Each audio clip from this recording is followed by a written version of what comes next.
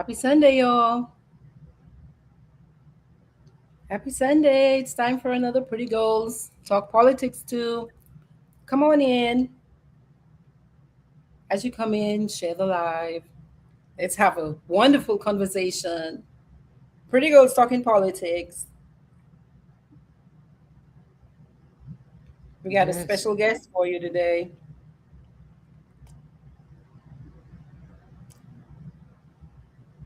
It's pretty good stuff. Politics.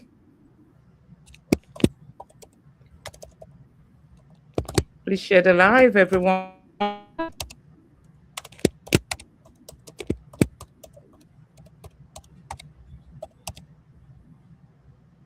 Happy Sunday. Happy Sunday.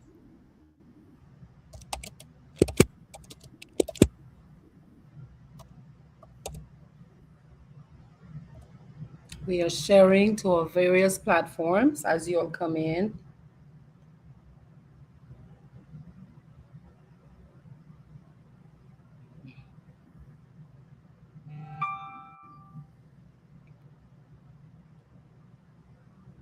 It's a beautiful Sunday. Ah.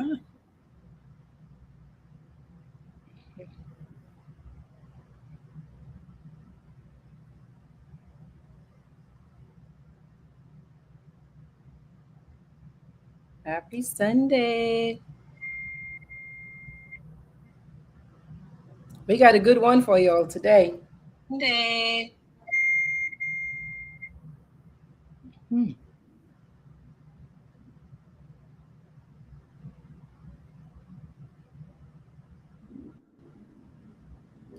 What you doing today? Come on in.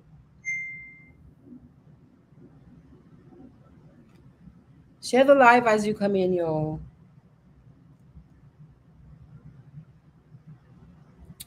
We're sharing the live ourselves. We got a good one for you today. I hope you got questions for Petra.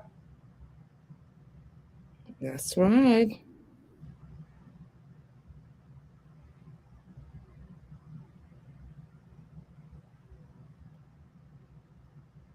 Happy Sunday. Share the live, y'all. Let's talk politics.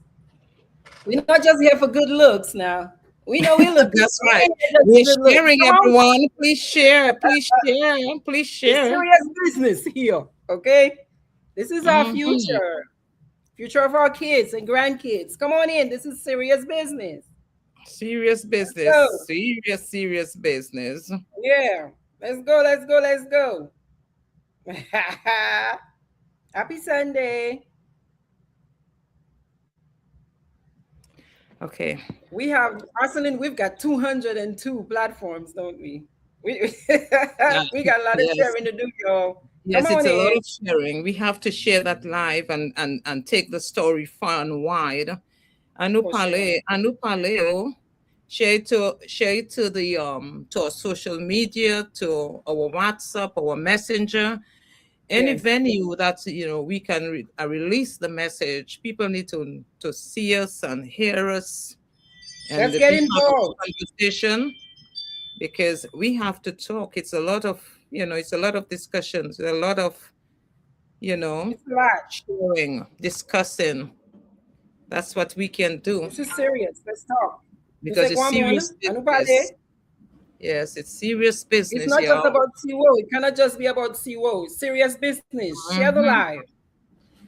Sometimes Margaret, sometimes we think about the sea wall, and it reminds me of the Titanic. When the Titanic was sinking, and there was Yes. this playing of the and people were dancing, but they were dying anyway. So I is that know. we're dying anyway? So let us just have a good time and die, or they should have gotten alerts, and maybe if they were alerts, they would have been saved. For But the sure. Titanic was going down, and everybody was having a good time.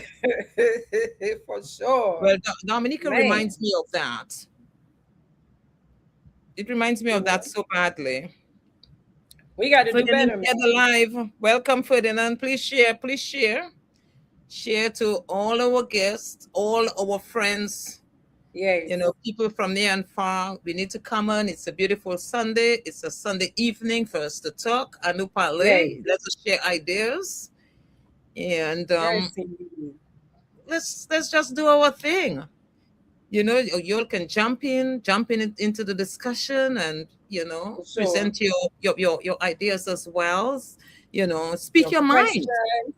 Yeah, if you have any questions, as Margaret said, then leave your questions. But today is a beautiful day the Lord has made, and it is for us Mm-hmm. to be glad and rejoice in it.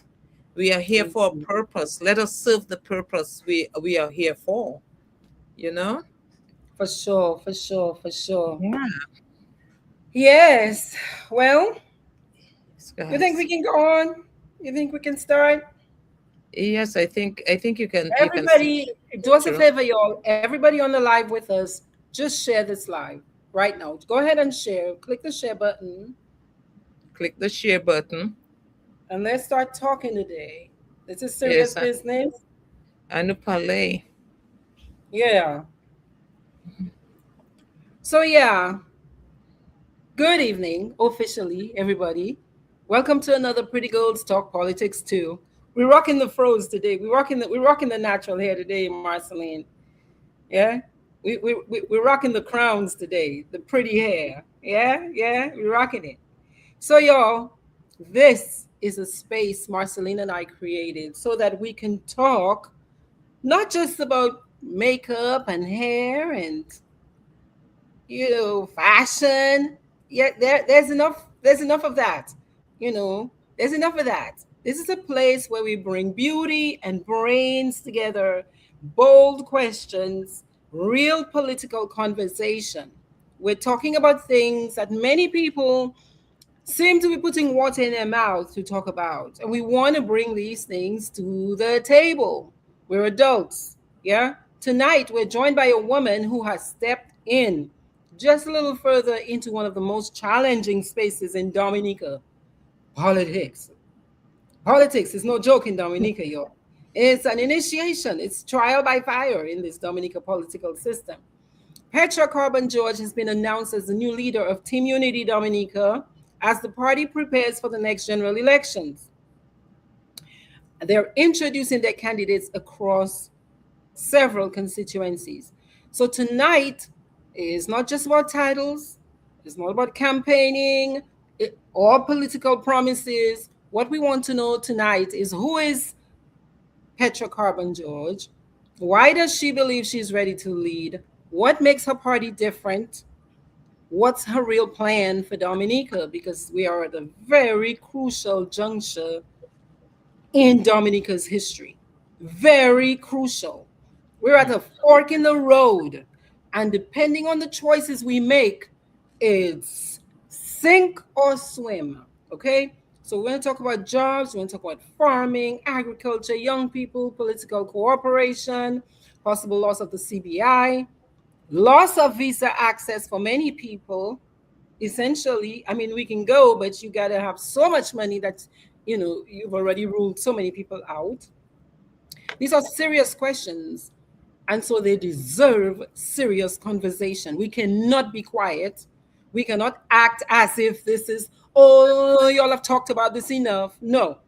Yeah. So we're not here just to be, like dainty with the questions. We're talking with a little grace, yes, but courage and a little sparkle, but seriousness.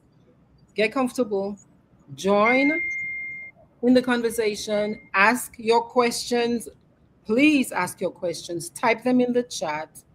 Petra Carbon, welcome, welcome to Pretty Girls Talk Politics too. How are Afternoon, you? afternoon. Yes, it's a pleasure. Always a pleasure to be part of these Pretty Girls and other platforms that you hold. And always a pleasure to be with you.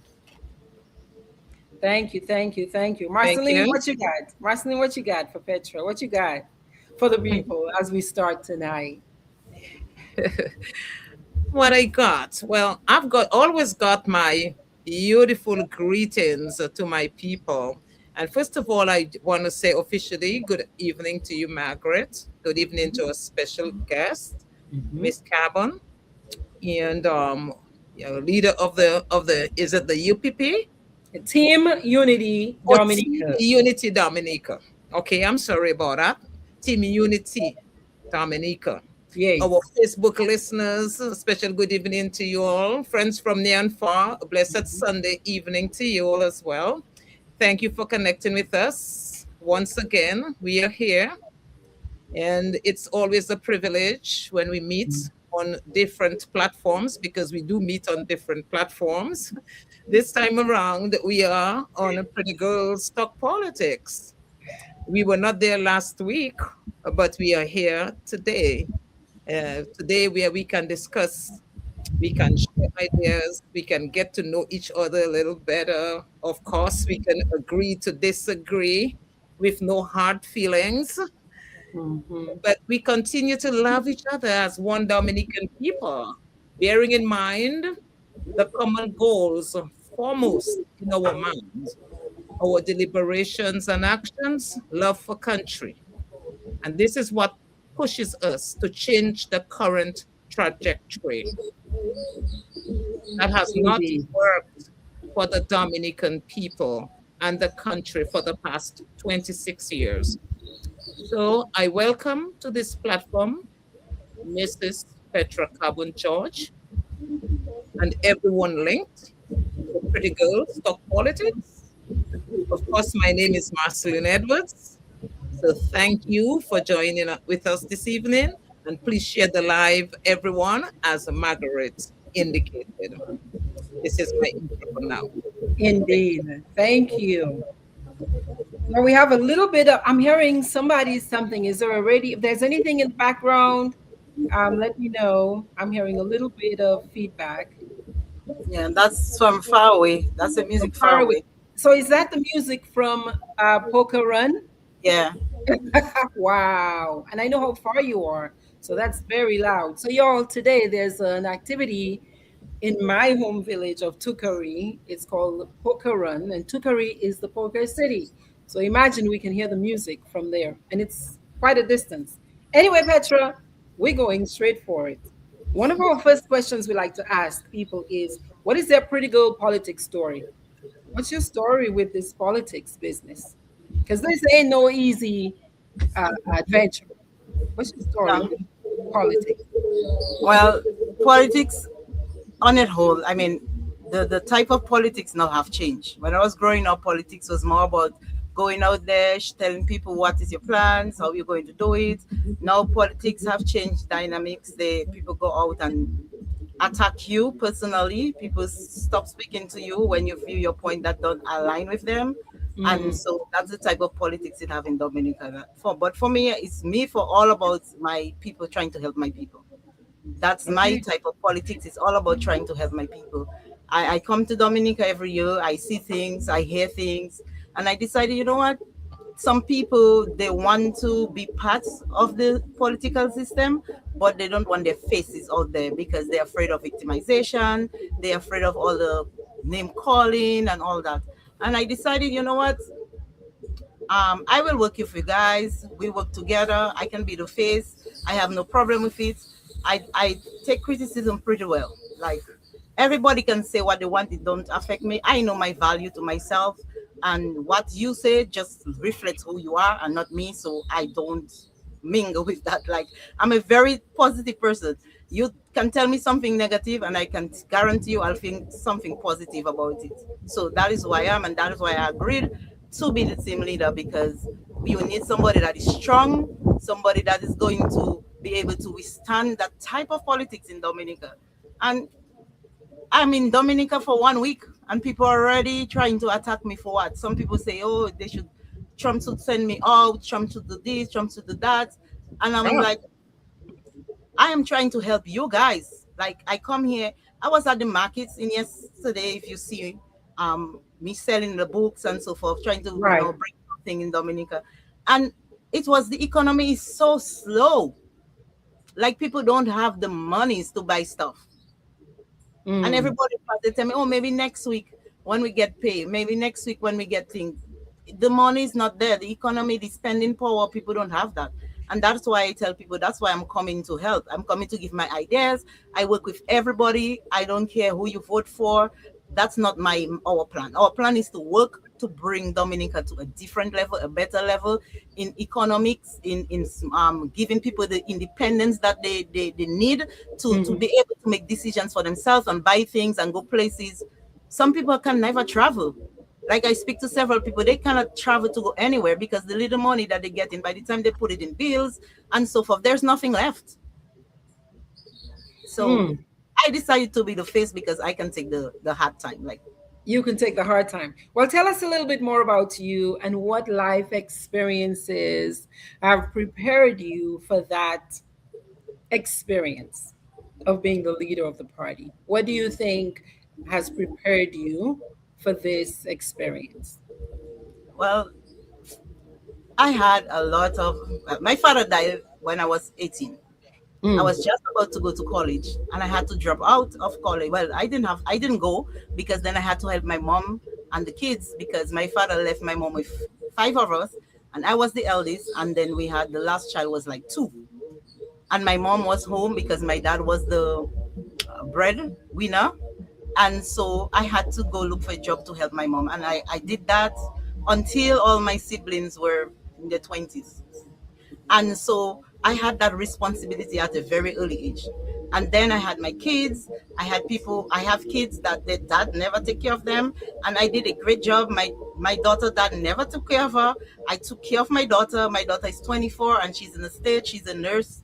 I do what I do for my kids. I do my best with people. I've met a lot of people that I help. I don't like calling names because when I help people, I don't do it for publicity. I help people because I can, and so Mm-hmm. I help a lot of people along my lifespan.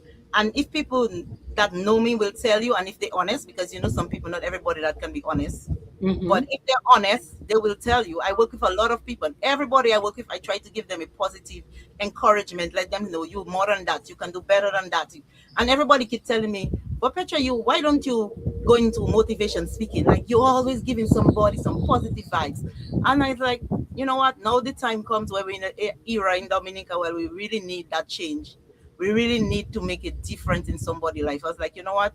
I've done it for my family, I've done it for my kids, I've done it for my friends. Let me put myself out there and try to do it for my country. And Okay. that's what it is. All right. Marceline, you got any thoughts or questions? Well, Petra, I must say you're a very ambitious young lady, and uh, it piqued my interest when I heard that you came in a week ago, and when persons are literally saying to you, they literally said to you that Trump should send you back, but send you back to where? Is it? Are you currently living in Dominica, or you live out of Dominica? No, I currently reside in St. Croix. That's where I've been residing for the last 8 years. Like I tell people, I believe in honesty. Somebody like say, I will not say that. Like I believe in honesty. I don't. For me, if for me and in politics or any other thing that I'm doing, if I give half truth, and then people don't trust you with half truth, when they find out it is not the truth, or you try to make them look, that gray area we like to keep ourselves in. I don't Mm-hmm. believe in that. I believe in speaking the truth. So like I tell the people when we were launching the party, I reside in the US Virgin Islands, St. Croix to be exact, and I have been doing trade for Dominica since like 4 years ago. I saw the opportunity to get our farmers produce out to St. Croix, and I've been doing that ever since. And like I tell them as well, last year I injected in the economy almost 300,000 EC dollars. I went to my receipts and all the purchases I bought from Dominica, and that it's just a round off. It could be more less or than that, but around that it was. So I am doing my part. Like me being out there is not like I go and I say, oh, well, I out there and I trying to think of myself alone. No, I am out there and I'm thinking of my people back home. How can I help my people back home who don't have a way to export their produce? And that's when I decided to judge shipping, and then that's how I've been doing it ever since. And I do have a full-time job as well. So can you tell us a little bit more about the shipping and the farmers? You mentioned something about trade. You started that 4 years ago, you said? 3 years ago? Yeah, for me, Yeah. almost 4 years ago, yes. Okay. So Can you I tell us, started, can you share a little bit more about that?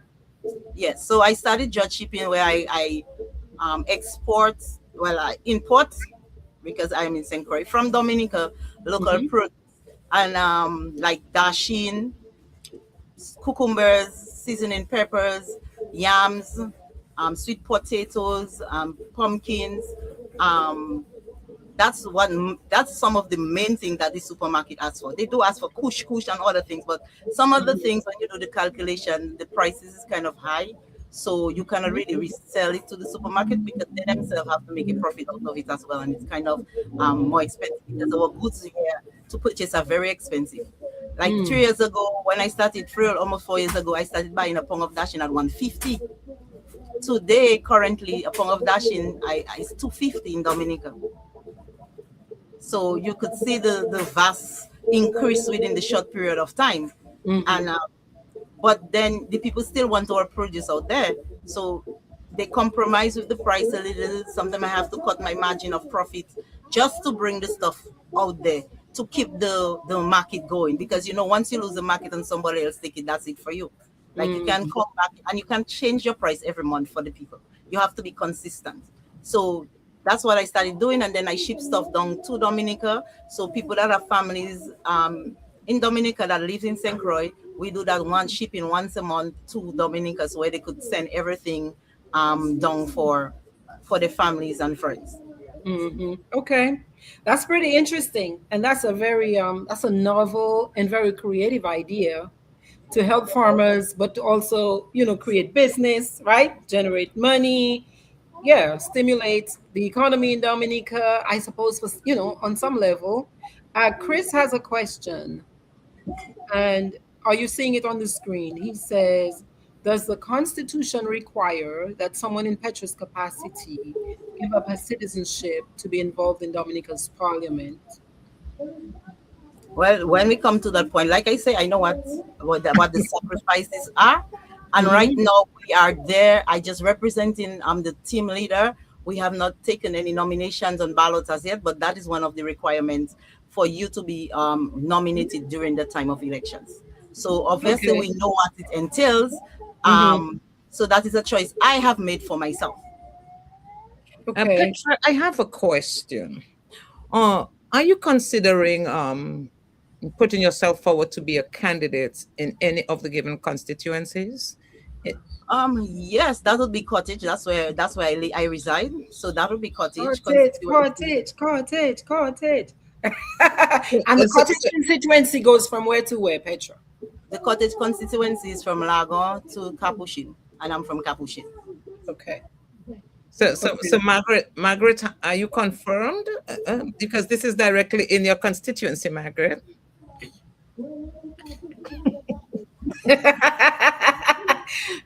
If they don't block, well, let me. I was going to speak in Dominica parlance. I was going to say, si yo pa bloke mwen, pitet mo ke sa konve, ma konet no.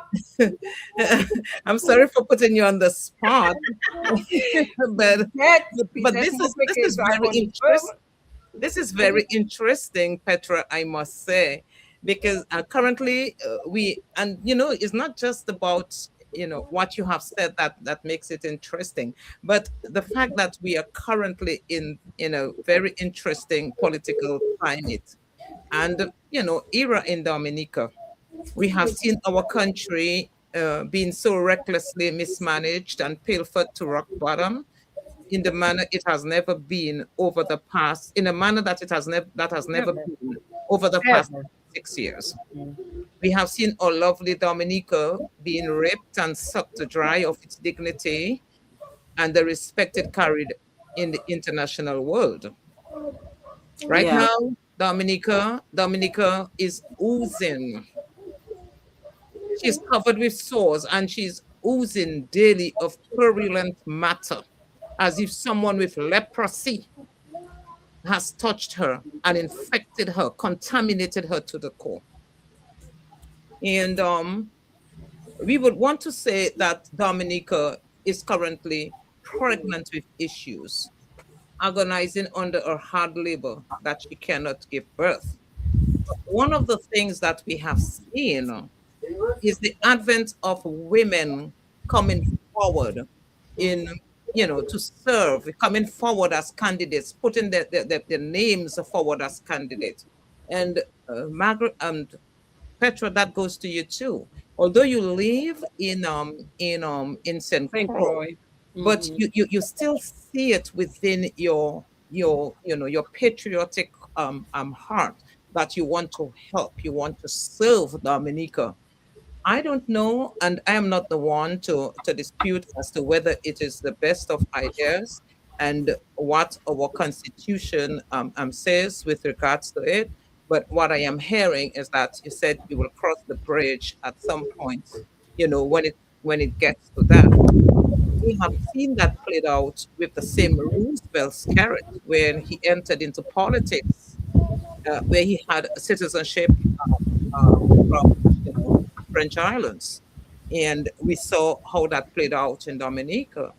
And somewhat I am hearing that it is the same repetition that I am hearing echoing, where persons are putting themselves, at the front line, irrespective of the fact that they have citizenship from other countries. I don't know if this is the best thing. I am not to say that this is the best thing, but I am hoping that this will, our constitution is going to share some light on what we can and cannot do, the do's and the don'ts, because we saw where that has gotten us. So I don't know if you want to elaborate a little on that, but or Margaret, or maybe you could pick up some things from the audience, but because I'm seeing people are Petra, right. Petra, maybe you have a response while I look at some of the thoughts on the, because it seems to be popping up, eh? And I'm sure you expected that, Petra, Of course, because of yeah. course, So, of so course. you're seeing what who's Viva Mamo said, phrased it in an interesting way. He said, very interesting. He's just noting that you reside in the USVI. You returned to Dominica a week ago. He says people are saying go back where you came from, but you came home, with the desire to help the people. Um, and yeah, the dual citizenship question, I'm sure will keep coming up. And so, do you want to add anything more on that? Well, like I said before, I knew that I have dual citizenship. Hmm. I knew what it entails, and I knew the sacrifice that is required when nomination is in hand. So Right, as of now, I am allowed to keep it because I'm right, just giving my messages. I'm telling people what I can offer, and right. I'm doing the groundwork, listening to people, listening to their needs, see if I can meet the people needs. Speak Hmm. to the people, see if they are accepting my services towards them, and Hmm. then I make the final decision for myself whether it is worth it at all to Hmm. come back to do what I have to do. Because Okay. So far, it's one keep going, keep going. because it's one thing I realize. Even if I put myself out there and nobody wants my help, then my sacrifice is in vain. Okay, kind of like if you create a product and nobody buys it, then that means there's not a market for this, right? There's not a market for And it. and I'm and what bothers me the most about that, I see people they send things, and I like I say, I don't really care what people have to say about that because I know who I am, I know the value I can and the impact I can give on people's lives. Hmm. Hmm. I have been helping people. I have been helping with scholarships. I have been helping children in school. Last year, I gave books to, I sent books that I bought with my own money to both of the primary school in our constituency for free so that it could be in the school. So if a child cannot afford a pencil, cannot afford a pen or eraser, the Hmm. resources would be there so that the parents don't have to feel that extra burden. It was never Hmm. publicized. It was never done like that because when I did it, it was just I went back and I realized, oh my God, oh people are things are really hard. Mm-hmm. And so I went back to St. Croix and I bought the stuff. I sent it down to my sister and I told her, go to the market, sell the things at reasonable price. And then economy is so bad. I tell her, take some, give it to the schools, to help the parents because it's not everybody that able in that hard economy. Sometimes one income, the income is so small, it's like Mm-hmm. $800 a month. You have other stuff to do, so you're trying to see what is priority, what is that, and doing all that. I do that Right. all the time. People send and ask me, "Can you help me to do this? Can you help me to do that?" I do it because I just love helping people. But one of the things I tell people, I cannot always be giving. You have to give too. Mm-hmm. Like you It have to. sounds as if you've been going back and forth quite a bit between Dominica and St. Croix. What are some of the biggest problems you're seeing? And it sounds as if you're highlighting some of them. What give me maybe one or two of the The biggest biggest problems you're seeing. the biggest problem I'm seeing is the dependency on the government. People are very, very dependent and they will go against you. They will go against you if they figure that you're trying to, like they say, take out bread from them. And which is what not, I'm not doing that. I'm trying to tell people you're worth much more than that. You are worth much more than that. You are skilled. Right? I left you skilled. I know your skills. I know what you're capable of. You are so much more than what you are getting, and you can get so much more. But you have to be willing. I can fight for you, but if you don't want to fight for yourself, I cannot do anything about it.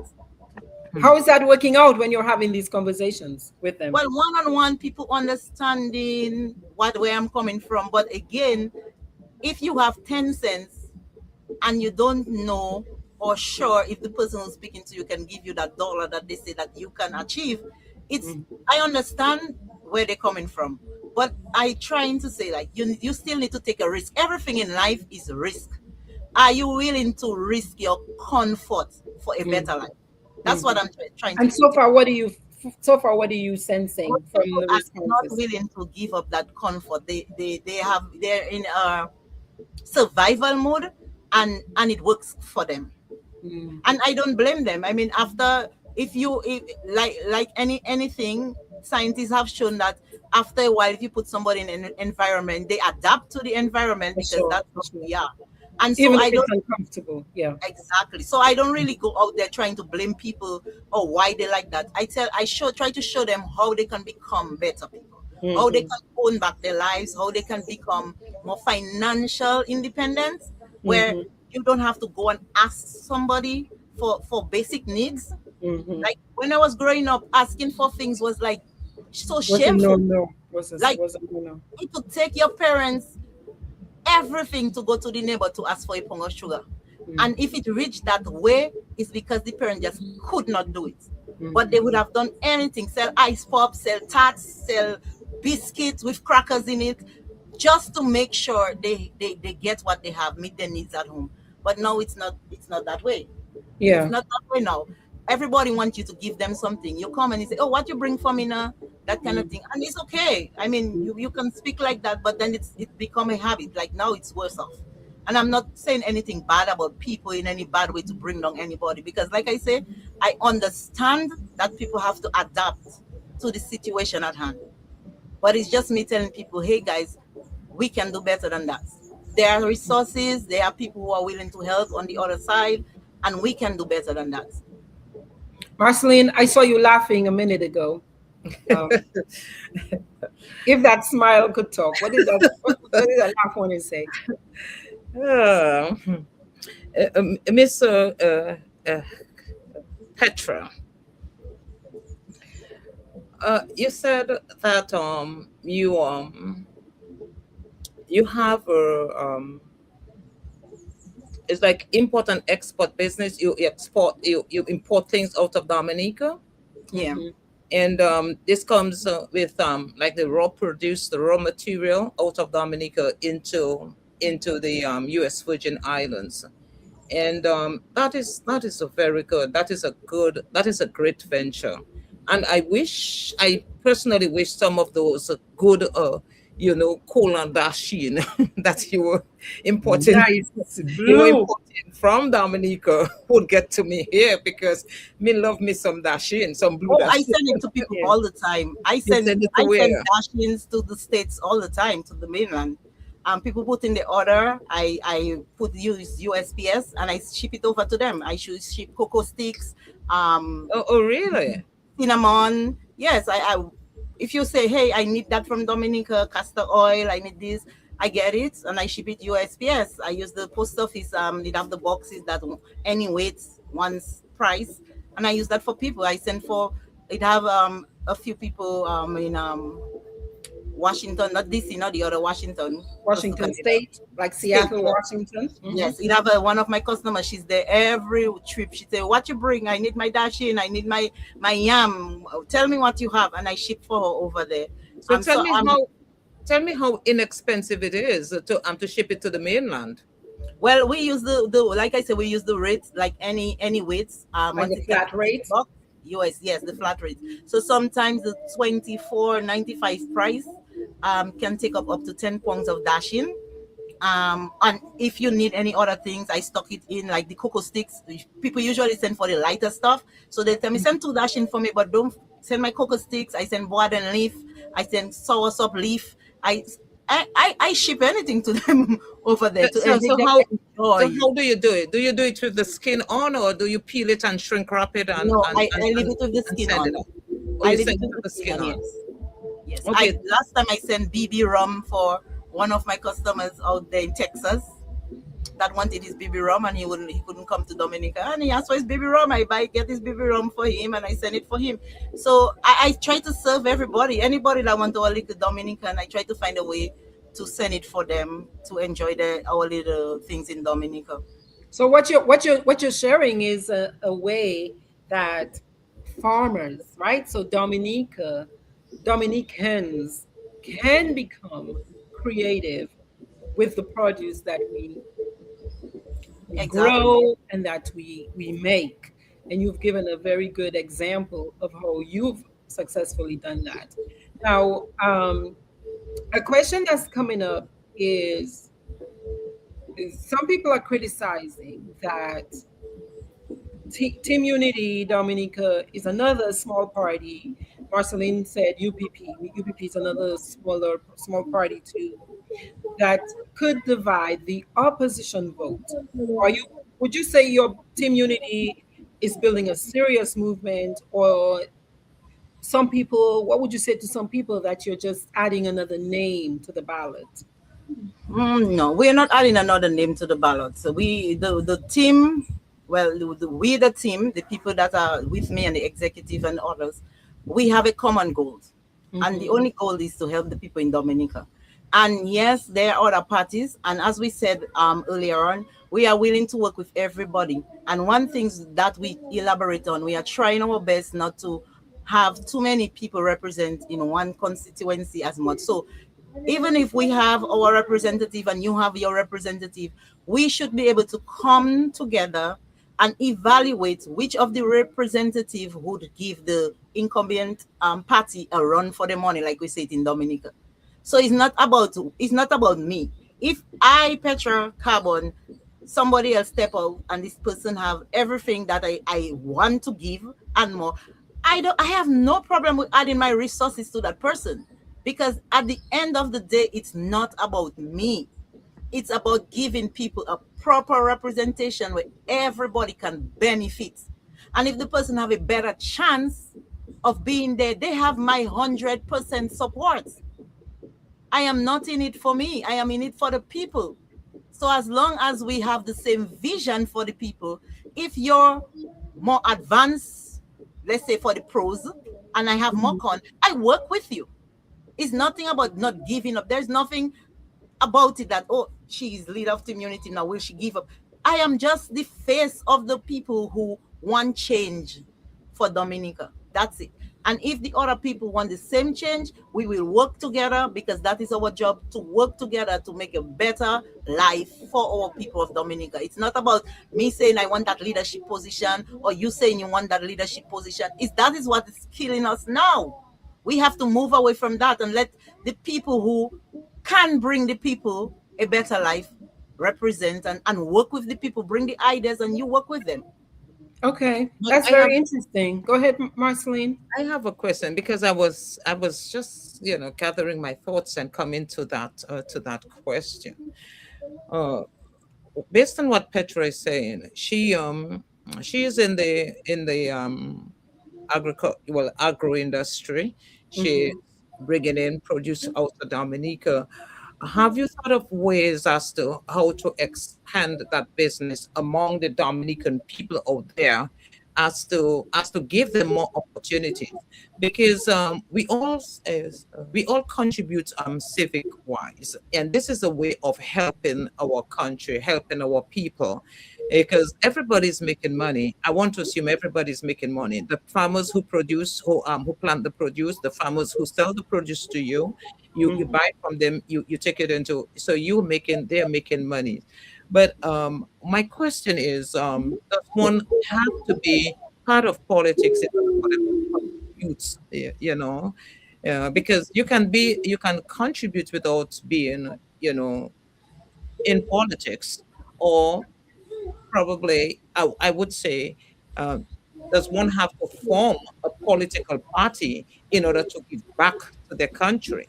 Why not just we coalesce together, bring our thoughts, bring our ideas together, instead of having all the separate parties? We have UPP, we have Third, we have we have the LPP, we have the Labour Party.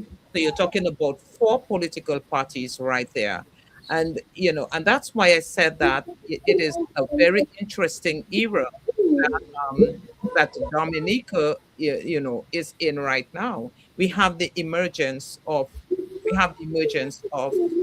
two additional parties. And well, I'm not really counting the Freedom Party, because the Freedom Party, we're not seeing much traction or movement with the Freedom Party. But we have, Third, that came out lately, and then in addition to the UPP. And as some Dominicans are saying, is that we have one goal, and the common goal is to remove the big stone that is in the road. And what they're saying, if we are so fragmented between several parties, that is actually pulling opposition votes, and not much votes from Labour. We have seen, like, other parties contending against the main opposition party, whereas they're not really contending. It doesn't appear that they're contending against the party, the Labour Party. And if we diminish the opposition, all opposition, we get a little bit of fraction here, fraction there, then it's going to put the Labour Party in a stronger position. And I may be wrong, but that is my assessment of it. That is how I see it. And yes, we have women who have risen to the occasion, because, as I said, is in Dominica is in an organized labor, hard labor, where she cannot give birth. So we welcome the women who have come on board, put their hats in the ring. They are like the midwives. The midwives have come To to heal the deliver nation, Dominica, to heal and to push us to, to, all del- this. to We've deliver been in a Dominica. groaning birthing process for a Yes, into the long birthing time. process. Yeah, to move But through. Yeah. doing it under all the fragments of different parties, I'm wondering if that is the best thing. I mean, I'm not a political strategist, and I'm not speaking from the position of a political person, but from an ordinary person, a lay person, with just my views, with just my observations, and my ideas. Mhm. Okay, Okay, so so what do you think, she gave Petra? a lot of well, she wanted a lot of answers, but I'm going to do with what I can. So Yeah, go ahead. all right, so she said that she wanted to know, well, that's her views on how she see things, like the different parties will cause the division in votes, and what other things that I do to expand or to help, other than being in a political party, that group or whatever that I could do. And Mm-hmm. so I'm going to just answer this. So My thing is, for me, one-on-one makes two. And every day you use that same one-on-one, you get two. But if you want to change that two into a three, you must change one of the ones to a two to the equation. Mm-hmm. We have both the opposition and the incumbent there for a lot of years. And though I don't know their constitution or what they believe in and what they don't believe in, the action on the ground is what caused us as a people to come together and say, hey, we need to go in there and do something different because we are getting the same results every year. Whether because for my thing is, if things are changing for the opposition, there should have been more seats of the opposition coming in than leaving. Sure. So that means something is not working with them that needs to change to capture the votes of the people. Most, It's, let me it, ask the question. Let me just interject 1 minute. Can you please expound on more seats of the opposition coming in than okay, leaving? Because I yes. don't So think. for example, the opposition have been there for the same length of time the incumbent have been there, true or false? True. I True. Now, actually, I actually have, I actually, this insight that you have, I have a similar insight. Keep going because I true. hear what you're saying. Go ahead. The incumbents have been there. We had, I think, free election cycles during that time, or four. Not too sure. Don't want to leave one out. Right. And every election cycle, as an opposition leader or as an opposing party, if you are meeting the needs of the people, we should see some balance going on the Some other side. gains. Some gains. That's what we should see. So let's say we started out with the two seats. Right. After four election cycles, we should at least add 2 to 3 seats more as on our side based on our policies and how we are reaching out to the people. It Okay. would show that the opposition is doing something to bring people to understand where they want to go. Mm. So for me, that's how we came out with saying, hey guys, that is the idea. We're not seeing no growth per se in the opposition. So we think we need to do something different. Mm-hmm. We need to try something different because doing the same thing over and over will always give you the same result. That's how TUD came from 2022. So TUD have been there from 2022. I just joined in, you see my face now, but I've been with them since 2023 on the back end, doing research, seeing what are some of the things that we could change, listening to the opposition, seeing where errors are being made, and bringing it to the drawing board and say, hey, that don't work. We cannot use that strategy. We think that strategy would do better. So we've been on the outside doing the work. So that is the reason how I came involved in TUD. When they reached out to me, their vision and mine align. Nobody from the opposition side have reached out to me so that I can compare my vision and theirs. So I cannot say that I cannot work with them because I don't know anything about the vision or the plans or the constitutions of the party. If it align with my needs, I Mm-hmm. cannot make that assumption. But I can say I am willing to meet with them to put things on the table. And if after all the assessments, they are the one that can push Dominica to the next level, I am willing to work with them to Okay. I accomplish hear that. that. I hear that. Thank you for that. So, okay. So what I was saying, what I was feeling from what I'm feeling from what you're saying is the opposition, well, this party, right? This party, at least up till the last election, they were running against the Labour Party. And the same length of time that the Labour Party's been in, that opposition party has been in as well.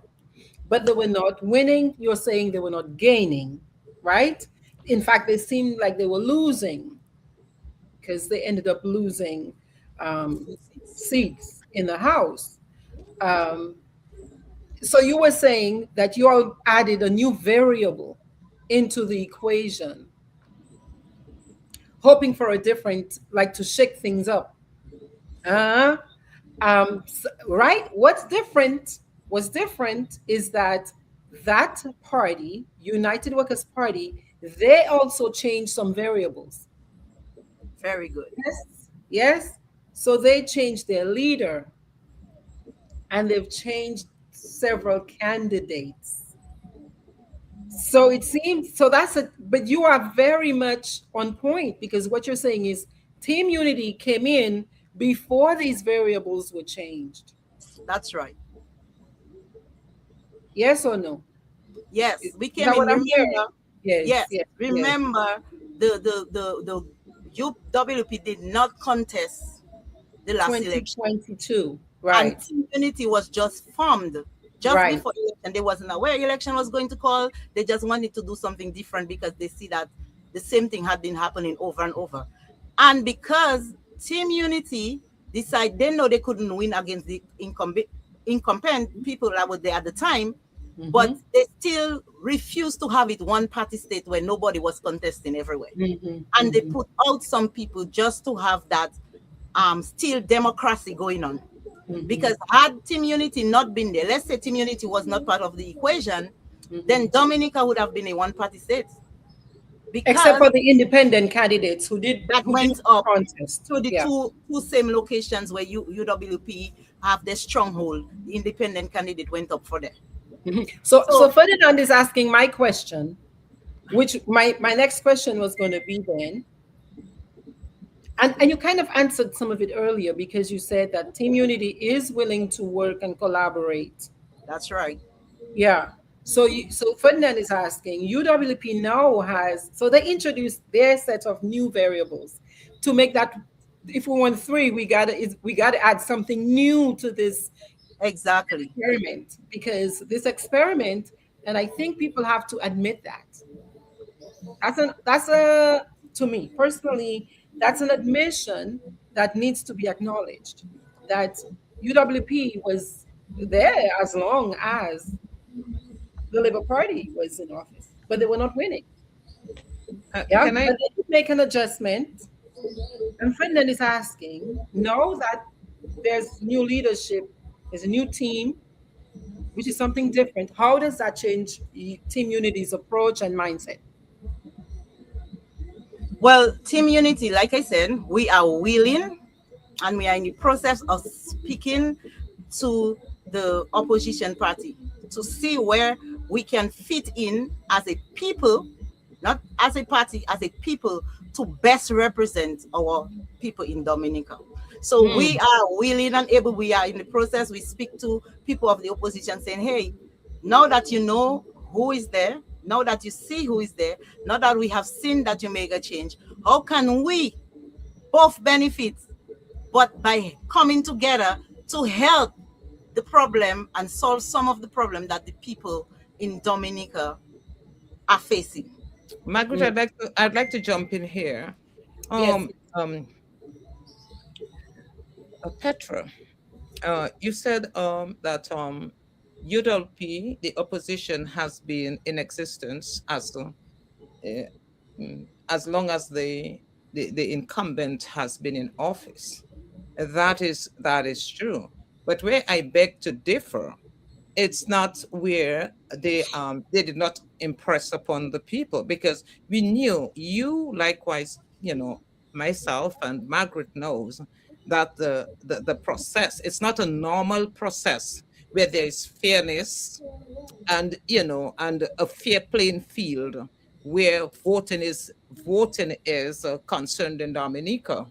We know that there has been massive or major voter fraud and the stealing of the elections in Dominica, cycle after cycle. And the reason electoral reform had been spoken of in ad nauseum, which the government rejected. They did not want to give um, electoral reform. Uh, there was a year, I think it was it in 2019, right before the 2019 elections?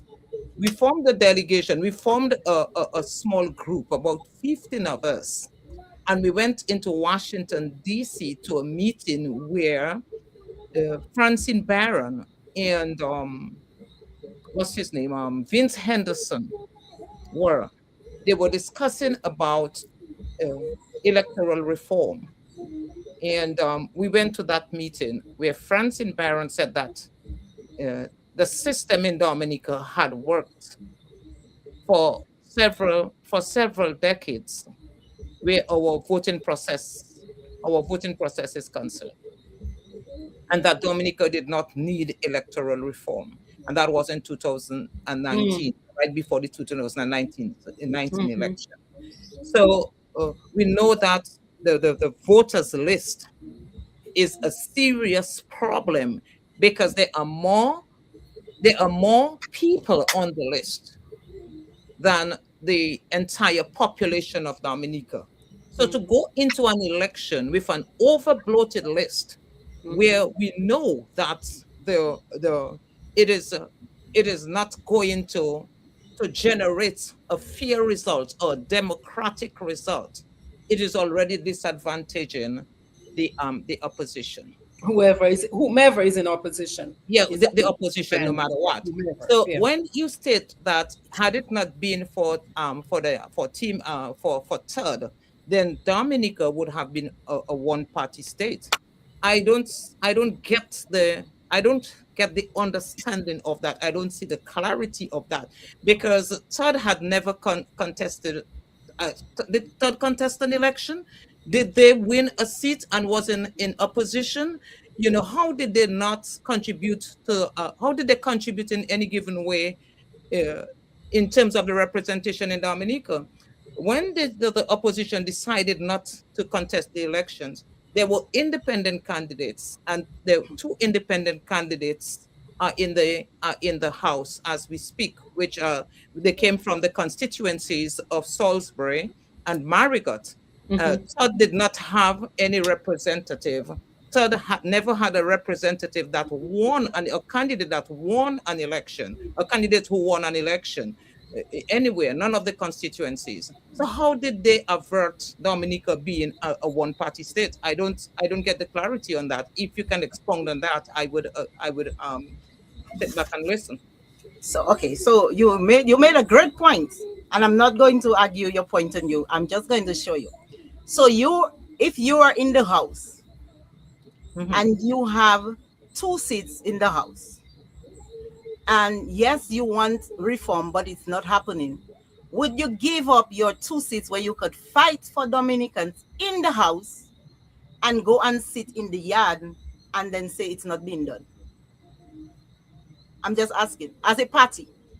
So that's my view on when I said about the United Workers Party not taking part in the election would make it just win all over.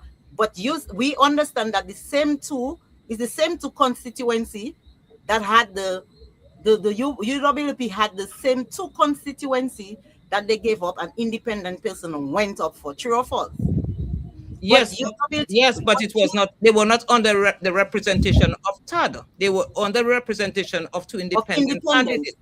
That's what I'm So, saying. But yeah. remember, that was the constituency where the United Workers Party had in the House and would have retained to stay fighting for the people had they contested the election, whether it had the reform or not. So, Agreed, but right. agreed, but So, so those two constituencies are still there and they are still represented in the House, even if they are not represented by UWP legally, but they are still in the House represented under two independent candidates who are not candidates of TOD. yes, we knew that. Like I said, we knew that nobody was going to win. We were not prepared. It was 1 month when the party was formed and then election was called. So there was no time for preparation. There was no time to do anything. But Todd decided that they are going to put up a few candidates who are willing to go up to on the ballot. So tomorrow, if you go in certain constituency, you could see that they will win the constituency. There was somebody else willing to challenge it.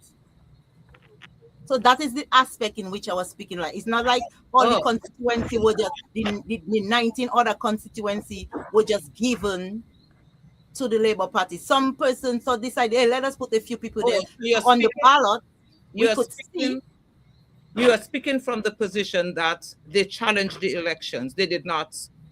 Yes, ma'am. So, That's how I'm hearing you. That's where thank I'm you, coming thank you, from. thank you for that. Yes. That's where I'm Like, coming from. that's a good, So that it that's would good not have clarification. 19 constituency that was handed over. Yeah. It would so that some people challenge that 19. So even if you lose on the record, it has other constituency where representative was, but they won, but there were challenges, in spite of all of them just being unchallenged and just Right, given away. So that is what where I was coming from, because Okay, nobody good. in Todd did not win. And we know nobody, we knew that we could not win. It was a new party of 1 month. Nobody knew about right. us. And so that was not the expectation. The expectation was not giving the incumbent the 19 seats handed to them. Let us put somebody there to challenge you. Let them say, hey, we can come to challenge you, even if we know we're going to lose, but we can still be there to challenge you. So history will show Challenges. people come in to challenge you, and we did not just get it, even if you win and the people voted for you. Well, I thank you very much for that explanation. Yeah, Yeah, so good in answer. that So regard, I was we are clear on that. yes, ma'am. In that Thank you. regard, I was speaking. Yes, So, thank you. like I said, I they reach out to me because I was the reason why Todd reached out to me is because I was always on social media speaking about the trade, Hmm. facilitating trade. I was on with Miss Margaret. I was with what's his name? I forgot last week. He was on his program as well. Drago, Tony. Mr. Drago, yes. I just be with Mr. Barnes on his agriculture program.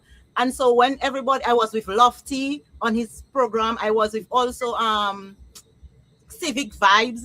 So Mhm. when they saw me always appearing speaking about agriculture and trade, they reach out to me and they say, hey, we hear you, we see your passion, we see what you're trying to do. Would you like to join us? And I say, okay, let me hear where you stand. Let me see your policies. Let me see how you're going to help the people, or what you're willing to do to help the people of Dominica. And I agree to work with them because their vision and mine align. Nobody else in the other political in UWP did not reach out to me at no time during my programs, Question. I got a question. If UWP had reached out, would you have said yes to UWP? because of course I would have said yes, because my purpose is to help. So had they reached out to me with me being on the programs talking about how we can boost agriculture in the other nation, and I'm willing to work with the farmers to extend the markets, and so had they reached out to me before Todd and our vision had aligned for the people of Dominica, I would have worked with them, because it's not about me. It was Question. always about helping. Another question, and this is me just kind of pulling apart things. Um, do you think that's an opening that UWP has missed or is missing, or Well, I would say I am a valuable person, and Mhm. any party who has me, whether other people don't see my value in TUD, I think I bring a lot of value to TUD. I think I bring a lot of value to the Dominica on a whole. I think Mhm. when I go out and I represent Dominica, I I represent Dominica wherever I go. And so I believe that if United Workers Party had come to me earlier and say, hey guys, I see you working for Dominica. I see you trying to have, and this is our vision as well. We are trying to work in the agricultural sector, trying to expand, trying to get Dominicans, to increase their spending power. I would have worked with them, because it's not about workers, it's not about UPP, it's not about TUD. It's about the vision to get Dominicans to an independent state where Dominicans have the spending power to, so that they can make decisions on their own without having to think, if I talk to that person, will I lose my job? If I talk to that Mhm. person, will my father be persecuted? Do you I understand think what I'm it's saying? also, I do 100%. I think it's also worth us remembering 2022 and the reality of 2022 and the reality of UWP in 2022. UWP in 2022, like you said, did not contest the election. The party was in a, what you would call, in a nice way, in a reorganization phase.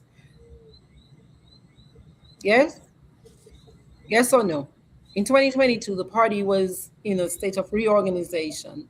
So I mean, it would be challenging to think they might have reached out. I hear your reasoning. Like I said, I am not part of the entity. the party, Mhm. so I don't know what was happening on the back end of it. I can Mhm. only speak of what I see on the results part of it. So Mhm. for me to make that judgment saying I know why they did not do it or why, I cannot say. All I can tell you is that we did not see them contest the 22 election. For Mhm. whatever reason they did not. We know most of the talk was by them speaking, it was they say no reform, no elections. So I Mhm. would take the assumption that that is the reason why they did not participate in the election, because there was no reform. I have a question, Miss Carbon. Yes, dear. Electoral reform is a very important issue right now. And we are in the process of registration and confirmation. And I am glad that you brought it up that that was the reason the main opposition did not contest the elections. What are the reasons? Or I know you joined Todd late, but can you or do you see reasons why Todd themselves have never joined the discussion about electoral reform feverishly, like the other organizations and the UWP and the other parties have elaborated for electoral reform? And another question to you is, you said that Todd is not running as a political party. They are not going to run as a party. And I hope I heard you correctly. I hope I'm not the one insinuating or probably taking what you said out of context. But to me, that's what you said, that Todd will not be contesting the elections as a party, but you are there as a people to represent the party, represent in any given form. So if the party or if any of the opposition or the main opposition wants to see that you are the valuable candidate in the cottage constituency, then you're available for discussion with them. Is that what I am really hearing from you? So yes, what I said is that we as a party, like we Team Unity, we are a political party. We are willing to work with others because I know we are in the place where we don't want to divide the votes because it will kill the purpose of what we're trying to achieve. Okay. Mm-hmm. So we have the candidates that we are already prepped and do the work. What I have not spoken to anybody from the opposition, so I cannot be speaking on their end. I am Mm-hmm. saying that if we meet with them and then we assess the candidates, and the better candidate is for, let's say, for cottage constituency, we Mm-hmm. meet with workers and they say, hey, well, we have that person already, and we were going to launch them, but then you came and you say you are willing to represent and what and what and what. But let's put the people, let's do the pros and the cons of the situation. And at the end of the day, the person that they had or was working with has more pros than I. Am I going to, because of my ego and my I'm saying, oh well, I was his third and we were there first, so I'm not going to give that person the ability to get that seat because I am more in concern with Todd? No, that's what I'm saying. If the Because it's not about having Todd in the political spectrum, is having another representative that is not of the Labour Party. Yeah, I totally understand what you're saying, Miss Petra. So we had to be a political party. We cannot be a non-political party to do political stuff. Because if we was a normal organization, like if we was for, let's say, a not-for-profit organization, An NGO. Mhm. then But we you I were would not be able to come here and speak politics and tell you some of the ideas or what I think we could do as a people. Maybe I could, I'm not sure, but I'm just saying, as a political party, we attract more political things and more political discussions. And then we did meet with, you said that we have not met with the electoral reform people, and so we, in the background, we meet with people of that status to explain what we think that is necessary and what the changes would be like and what the people are looking for. But at the end of the day, did we go out in the streets and take platforms? No, we did not. But we were speaking about it on social media. We, if you go back to our Facebook page, you could see several Facebook um things, we meetings that we had, speaking to the people, of telling the people that we need electoral reform. it is the better and more fair way for the people of Dominica to vote, that everybody have the equal opportunity, and that not one person is have the advantage and the others don't have, like what we are seeing right now. So we did have that. We did bring it out to the public. We did let the public be aware that we are in agreement with electoral reform, and we want it as much as they want it. So So, we did these things. so are you saying that you all brought it out independently but not jointly? Because I know there were Yes, several forums organized just we to were in speak part of the about the program issue too. of electoral reform. But to Yes, we me, were I in can't. several of them as well. We Oh, were in you several of the okay? meetings as well. Yes, ma'am. And, So and we were in if you several of the meeting as well. and if you're saying that Todd is not ready to contest the elections, but to work with the opposition, She's saying that they're willing to work with the opposition. are willing to work, but not Yeah, to we have. contest as a party, and that is what she's saying. Yes, that's what I'm Mhm. So, saying. We are a party. We have put out some candidates out already. We have a few other people, but because Tell of us more about those candidates because we've been on this point for a little while. I yeah. want to hear a little yes. more. Tell us So some of these we other have this candidates. young lady from the Benz Calibishi area, and we have Christine another young MP. lady. Yes, and we have another young lady from I the. taught Christine, by the way, y'all. Oh, My really? student. Yeah. And then we have Miss Austri in Cassibrus area, and we have your nephew Mr. Carlos, who share his involvement of being part of the Mao constituency and would rather represent people in the Mao constituency. So Mm. these are the four that we came out with that were willing as of now to have their faces out there. We do have, however, some other persons that we were working with, and but they are not ready to come out. So we do have other people that we are working with, but because of how the atmosphere in Dominica is on the political spectrum, they would rather be coming out closer to when election time is given. But they are still doing their groundwork. They are still meeting people. They are still speaking to people. They are still trying to figure out their constituency, what the constituency is looking for, and doing all the groundwork. So even if they're Marshall's got a great question here. Marceline, do you see it? Yes. well, Yeah. Marshall is asking what happens what if happens Ted is is Todd asked to has to work work with with. the DLP? Well, you see, I would not be. I would tell you that we are not going to work with the DLP because that is not the vision. Because if Why not? Why no, not? because I do not, my values does not align with some of the values that I've seen displayed For by the example, DLP. for For example, example, for example, I have seen the persecution of people willing to speak and say things are not right and they want better, and then the victimization, that's not part of me. I don't believe anybody should be victimized because they speak what is happening to them, or sharing interests of saying, hey, I do not like what is happening to me, I want better conditions, I want better work. Is like being in a job and you cannot say you want better working conditions. mm, So that does not align with my value.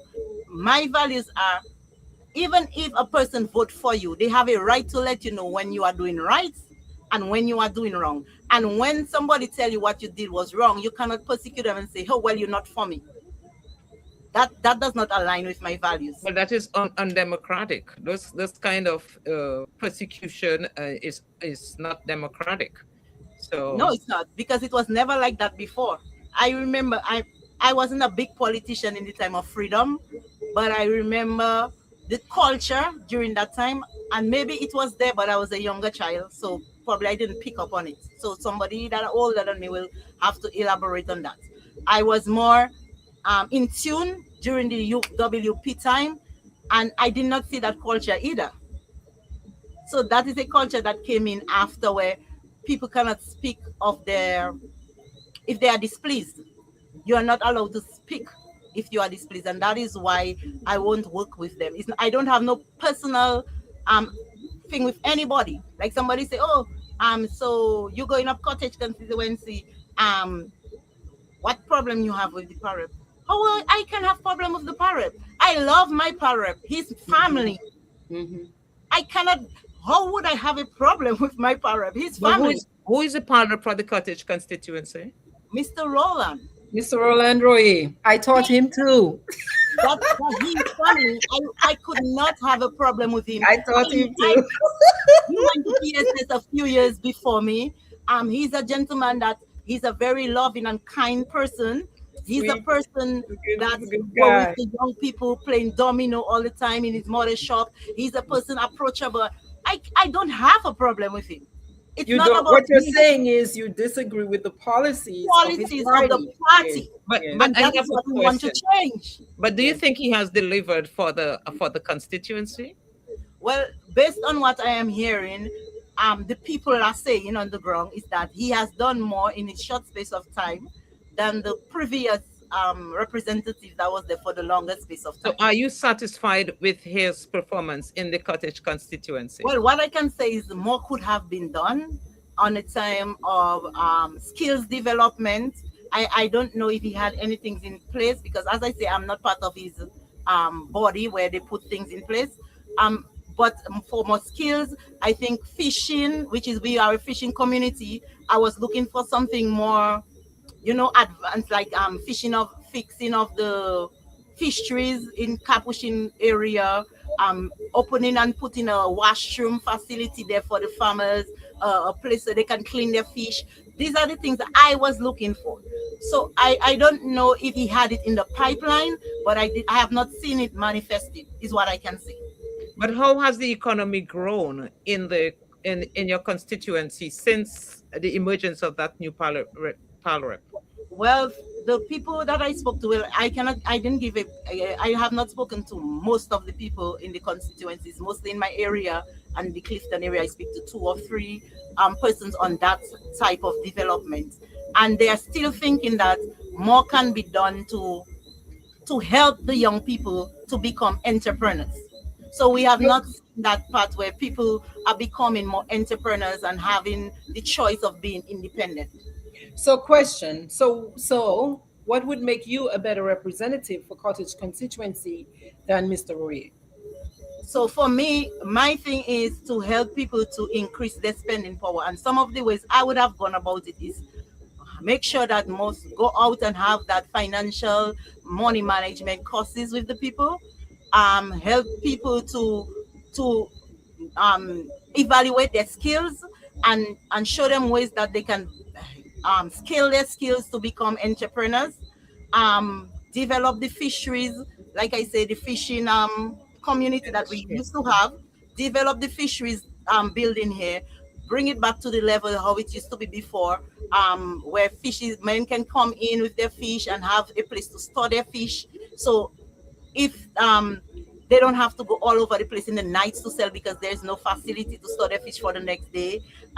Building the washroom facilities, enhancing the place, like putting picnic tables and so in the little area so people can come in to enjoy bathing in the area, cleaning up the areas, moving some of the stones, make it more pleasant for having a bath there, type of things.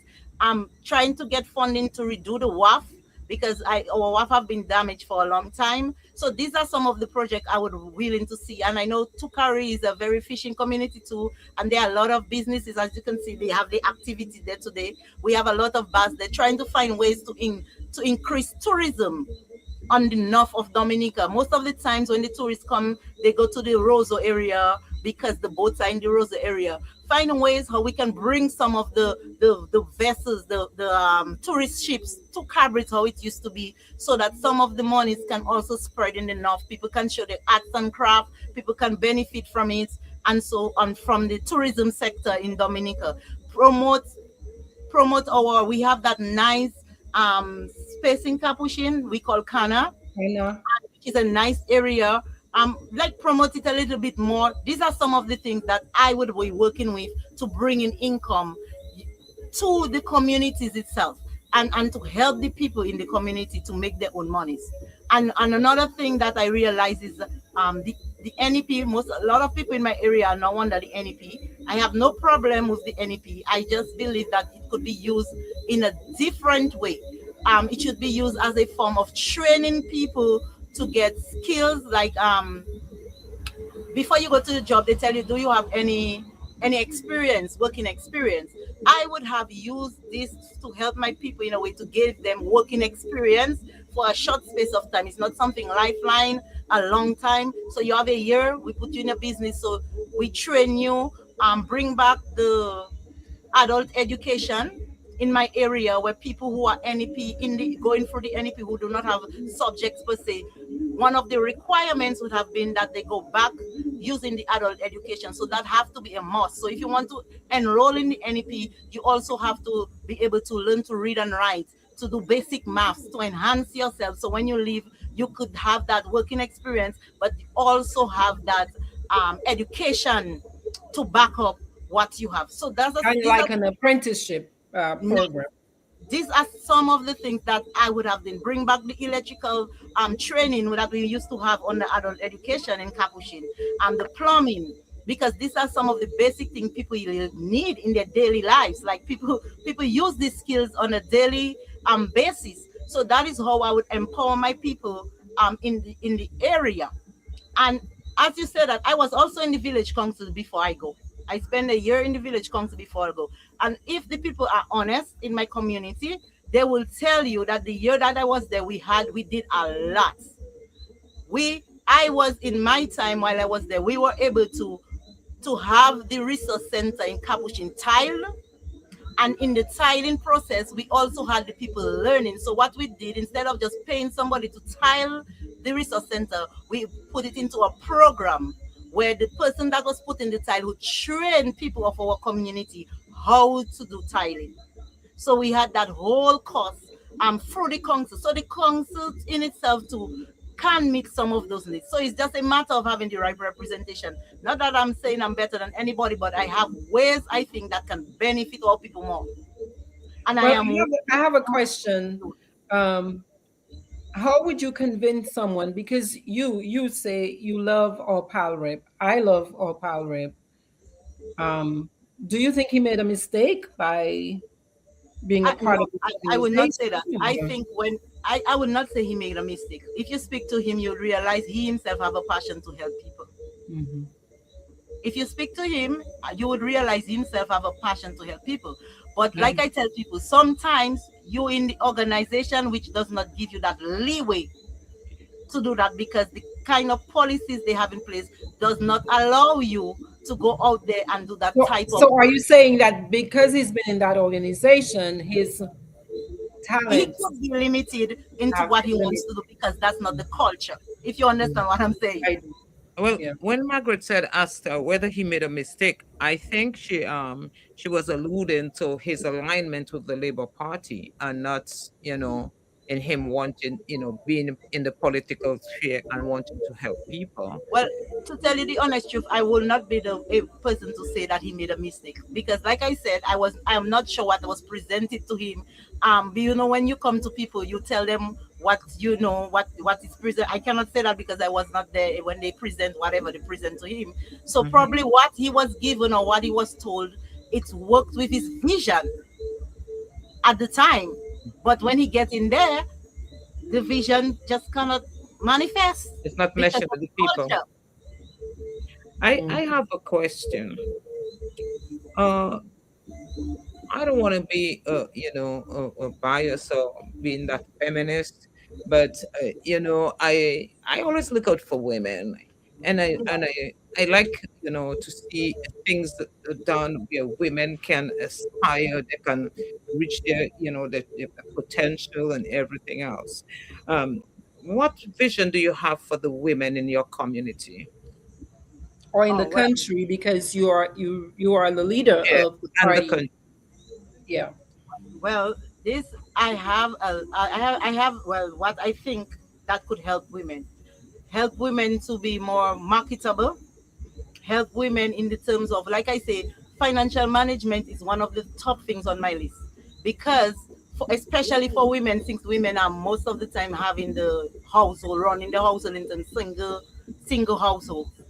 So this would be one of my main focus, to get our women to be able to manage their mornings properly and help them with their skills, ways that they can become, in America we call it side hustle after you have your 8 to 4 job or whatever, ways that they can use their skills to make money after having their 8 to 4 or their 8 to 5 job or whatever the hours are.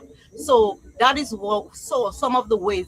And agriculture, reintroducing women in agriculture. I love agriculture. Sorry about that, but you'll hear me Mm. speaking about that all the time. I think women do great in agriculture, especially short term crop like lettuce and cucumbers and tomatoes. Having women go to agriculture where we have greenhouses that not so far away in the Hi. heights, but closer to the village. They can have 2 or 3 greenhouses nearby where they can still take care of their kids, but still get time to do their short crops to bring that, inject that extra money that they would need to run their household.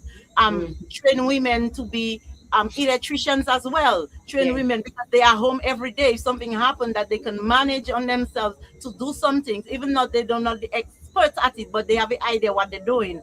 Teaching women about sewing, bringing back sewing into the household. Well, So these are the inspirational. jobs that keep you at home to make money, but still take care of your children, so your children are not left vulnerable where people can Mhm. abuse them and take advantage of them because you have to leave so far to go to work and you entrust them to family and friends. So although it will still have women who prefer to go the other route, but most of the women are stay-home women, and these are some of the ways I think that I would be able to help them to become more independent and to bring that income that they need and still take care of their family and have a better community.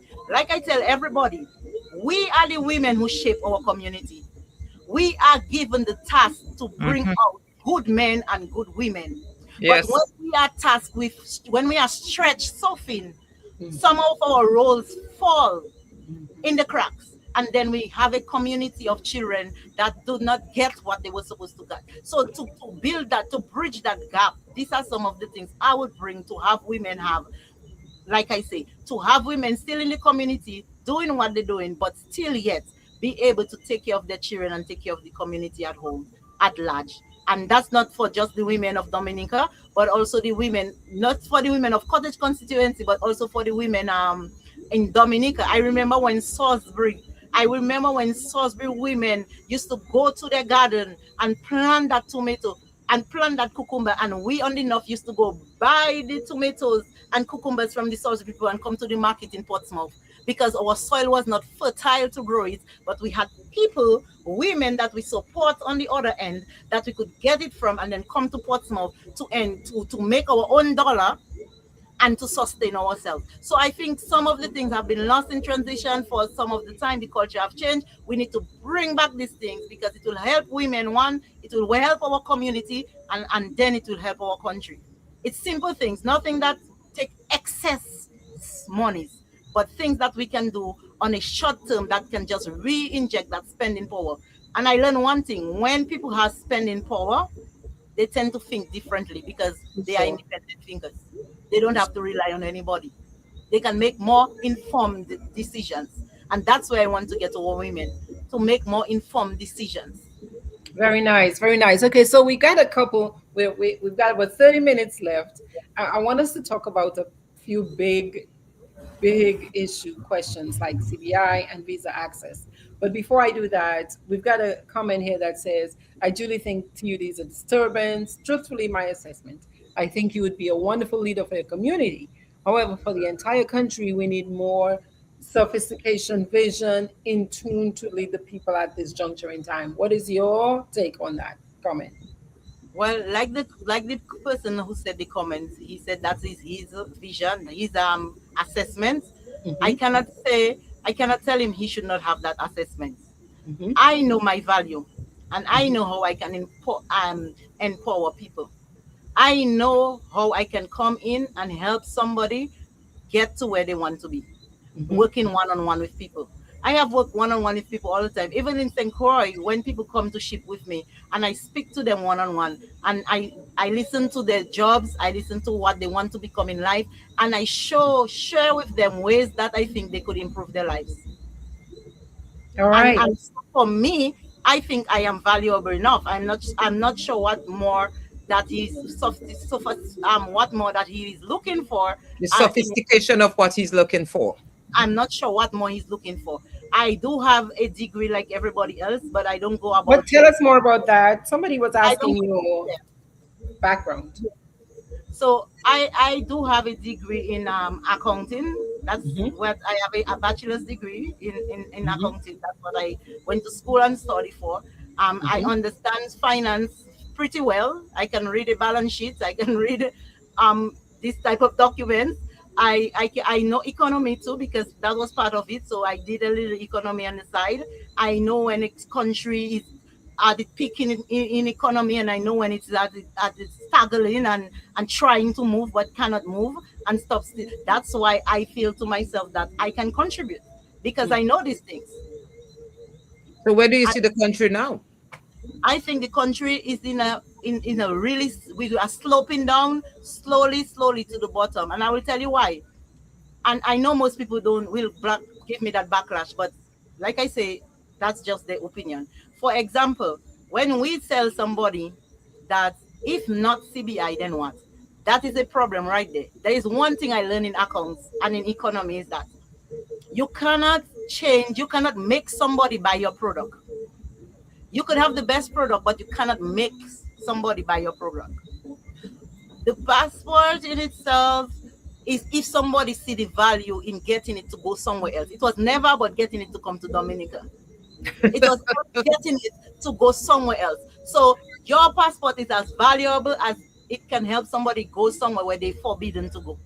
And Mhm. now the locks are coming down and clipping down on it. So that means the passport is getting less valuable because people are clamping down on the entry to the countries, to the places. They're saying, well, now you require more. So people not what happens when that passport become non-valuable? Where do we stand? Is the economy going to run? We see the news where the European Union is saying it should be over by 2028. So if it is over, where are we going to get that 60% of CBI fund to run the economy in Dominica? So that would he tell you that you need another source of income, you need another revenue. So you have what was our once good revenue? It goes back to agriculture because one thing I learned in life that people must eat. As long as it have people, people must eat. So we should be looking ways to enhance our agriculture sector and come having trade between ourselves in the CARICOM. Those that don't have that, let us export with them. Those that don't have water, let us export our water, which is our gold. Let us ensure we should not be importing no water in Dominica from other countries. Sorry to say that. Mhm. I love other I'm with countries, you on but I that. must say that for a land with 365 rivers, with good water, we should not be importing no water other than Dominica water and exporting a lot. So we have to, as a people, ask ourselves, if CBI failed today, where are we? How do we stand? Is the economy going to crash? So before that happens, things should be put in place that should CBI seize, we have So something what to is fall. what is your plan as the leader of the party should CBI crash and burn? Like I just said, we have to go back to the agriculture. We need to figure out which crops can be short-term crops that can give us that fast turnover. Then we could use some of this money to establish long-term crops and to know that we have to be non-seasonal in Dominica. We have to grow our crops, figure out ways, move with technology, how to grow crops all year round, so we could have it all year round supplies for the states that we supply, and not only having it for 6 months a year, and then the next 6 months we don't have it to export. So it's a lot of work to put back in the agricultural sector. And I believe if we go back into agriculture sector, when I talk about agriculture, that includes fishes and the other part of agriculture. Does not Animals and farming animal yet. husbandry and everything else. Can you remember the days when our milk used to come from the cow and Yes, freshly to the and our market? meats. And our meats used to be freshly Mhm. butchered on a Saturday morning, and you go and get that meat for. Do we have the capability? Of And course we do. and we have a how you call it? Abattoir. We have an abattoir, but what are they abattoiring? It look like it's all the people who are just disappearing every minute. Because I don't see we raising any livestock. I don't see we, what are we So doing? that's We what I'm saying. importing Like chicken every day. the opportunities are there. We have things in place, structures in place already. It's just having the right people to put there to push it. And like I said, everybody say, "Oh, you say in team unity," and then I work with people, forward-minded people who wants to put Dominica where Dominica should be. And if it comes to the point where ego have to be taken out to do it, well, like you say, I'm a humble person. I work for people all the time. That's what we need to do as a people. We need to take out our egos in certain areas and give the people what is best for them. We can do it. We have done it before. We can do it again. Agriculture is the way forward in both. Like I just say, bringing back our cows and our goats, bringing back our sheep, bringing back our rabbits. See that we have rabbit festival once a year in some of the places. So all is a way we could use those things. We could roast, smoke our rabbits, sell smoke meat out there to other places. There are so much things that we can do with our meat. A young lady is smoking wing, imported wing. Just imagine her buying the chicken from the local farmers and then smoking it. That's two income right there for the community. One making it, one smoking it. Two businesses. Money staying and circulate. The longer your money stays circulating in a place, the richer the people become. Okay, so you're talking about jobs, jobs, jobs, jobs. They told us we have jobs, jobs, jobs, jobs, jobs. Exactly. What's your plan for? You mentioned agriculture. Any other plans for job creation? Or I guess I'm also thinking about: do you have do you have a plan to recruit Dominicans outside of Dominica to come back in? Yes, we also had that. We had that plan. We didn't want to. We don't want to like speak of all our plans because you know how it is already. But we had that. How is it? How is it already? You say we know how it is already. How is it already? You know, if you say your idea, some people like to take it and try to make it, but it does not come out as is because they don't know the backing because the original blueprint was not theirs. So you're talking about copycat politics. You're talking about copycat politics. But I do think the diaspora and the local and the people that are in Dominica could work so well together. And for example, when I was speaking to somebody, I tell them we have so much Dominicans stay in Florida. Can't we make a association in Florida that deals with importation of local Dominica local value added products and other products? We have that association and employ 2 or 3 Dominicans to work in that business while we import our value added products into that place. So we have somebody who's going to buy from us because it's an organization that we created to help stimulate the economy in Dominica. Yes, we can do that. The diaspora can come on board and do that. They can make us an association in Texas. They can do one in New Jersey. And know that we will be sending it to them. They clear the thing with they sell, and it's exchange in trade in US currency, and it's an exchange.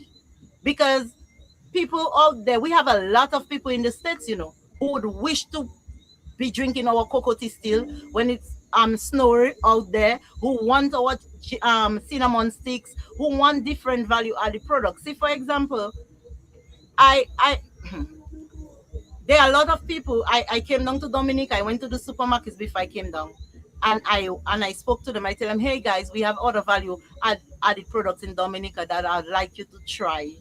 Apart from our agricultural produce, we have soaps, we have shampoos, we have hair products, we have person that make deodorant, local deodorant with honey and so forth. We have cocoa sticks that are packaged and the supermarkets tell me, okay, Petra, go and make sure you don't come back empty-handed. The first thing I did when I came Monday, I went to town and I went by Web Quail, that's the name? Web Quail? The place is an association where Dominicans bring their local produce in the old markets in Roseau. They have that stuff good and you get all natural stuff. And I went there and I buy different stuff. I buy soap, I buy JD products, nature blend product. You understand what I'm saying? I buy the cold pot soap, the nice cold pot soap that smells so well, so I can bring it back to the supermarket so they can see first and the type of products that we have in Dominica. And I also speaking with them to make a corner pattern store. Let me get up. Zeb Quail. Thank you, Lenny. Zeb Quail, look the person right there, Zeb Quail. So yes, Zeb Quail So I also trying to see how they can put a little corner store of No, just to write no, Dominican. they have some. This those are things I got in Dominica. You see, look Yeah. at, yeah, that I got some to for me to Yeah. showcase. Yes, very good, Those very good. and they also have they also have the lip gloss, Lily Blum, yes, the lip balm as you see, well. See she has here, it. Yeah, Yeah. among other So, things. so here's the thing. So here's a question.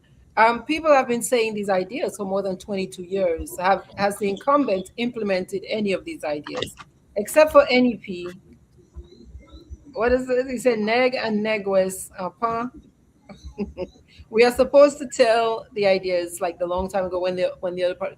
Okay, so other parties, he's saying, used to do manifestos, and the community would know what the organization, what the party was going to do. Right, that was we their have it in the to-do list. manifesto. We Yes, do have it in the manifesto as well. So if somebody okay, wants to watch for the manifesto of TUD, they can go on our Facebook page and yeah. they'll be able to access it right there. So there are a lot of things. We also have sports. We speak a lot about sports. Where can Um, we access the manifesto? on TUD Facebook page, Team Unity Dominica Facebook page. Okay, You could message us there. There is our contact number and our email address. If you want us to send you a copy, we could do that as mhm, well. yeah. And so we are trying to bring back a lot of the things. Health and wellness is another thing in Dominica. We could see our health situation in Dominica. Our What facilities are is not it? up to What's our par. health situation in Dominica? Our facilities are not up to par. There are basic things that you cannot get when you go to the health centers and so forth. And so we see how we need to bring our to another standard because we have a lot of emergencies. If you look in Dominica, a lot of people, I hear a lot of people saying that this life could have been saved have we had that equipment in place. So these are some of the things that we have to go and look into. And this is some of the things that we have in our manifesto as well, how we would get these equipments to the people of Dominica, ensure that our one of our other stuff, I don't want to cross over, for our nurses and policemen also is initiative. A nurse should not be able not to have a house in Dominica for the type of service that they give. So you have to put things in place to enhance the life of your people. And I know we have that 8 bank 3%, but when you go, some people when they go there, the amount of stuff that they ask them for, they are unable to access the funds that are there placed for them, as the people say. You have to make things easier for the people who serve the country, especially the nurses and the policemen. I believe with greater incentive, our nurses will be better people because they'll be more relaxed. They have things they wanted to achieve in life, they'll be able to achieve, and then they would give better care to our people. And that's just the human part of it. Some people say, oh, but they choose to be nurse and they should be. Yeah, but they are people too. We have to remember they are people too. And when you are short staffed and you don't have the supplies, you too get frustrated as a nurse. Okay. Thank you for that. So, okay, question from Banahin Orville. When are you going to meet with the people of your constituency? Because most of them don't know that you are the candidate. Well, I will be meeting with my people not this week. I put for next week. So I will be making flyers passing out to give the people and let them know that hey, I have some ideas that I would like to bring forth to you. I want you to attend. Let us reason. Let us see. Let me tell you how we can work together to improve your lives because it's not about me. It's about the people to improve your lives and speak to them as a group and then speak to them on one-on-one. I do have a few people that tell me, hey, yeah, yes, man, congratulations. I need to speak to you. So it's not all negative. I cannot say it's all negative. There are people who tell me, girl, I love your vibes. I know you since we growing up. You're always the person that like to push people forward. I would really like to hear what you have to say. So there are some people who are still positive, and I'm working with that positive to make sure I meet the needs of that people in terms of keeping that meeting with them to hear so that they can hear some of my ideas. Okay, I got a question about the CBI because you just mentioned earlier that really it's about 60%, maybe more, Maybe right, more. Yeah. of our GDP, how we get our money. What's your plan to manage that program? Well, for me, when I look at the program, based on all I'm taking the data from the news and from the from all the news in the area that's been circulating online, official news as to what we have, the standard we need to meet. And I believe if we do it properly, because it's been there for a while, we vet the people properly. We have the people come down to Dominica to so that they can do all their paperwork right here in Dominica instead of having them over there. They never know where Dominica is situated. And they must invest in some type of industry in Dominica that's going to impact the lives of others.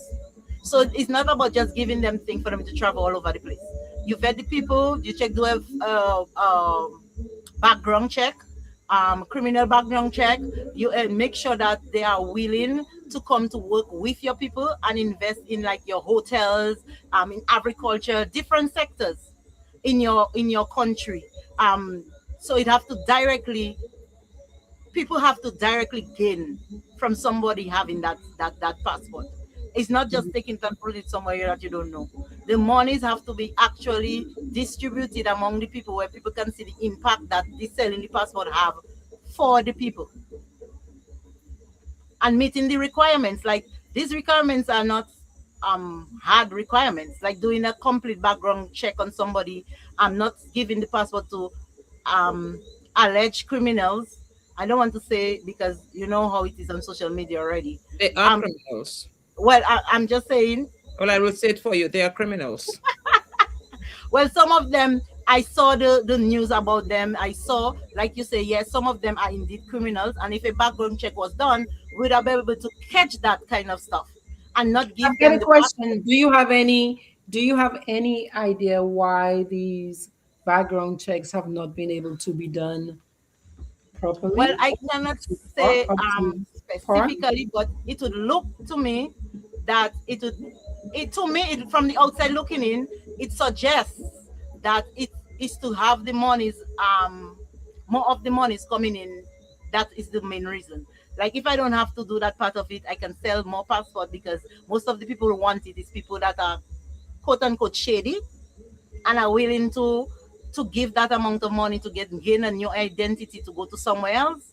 So that is what I've been talking about. Like that is why I think that it's so hard to do because the intent of it was not what I am thinking. Like what I'm thinking, like to get that money to come in to invest in Dominica to help the population to be better, or to empower somebody, or to use the money to put it back in agriculture to bring it back to the next level that everybody could benefit.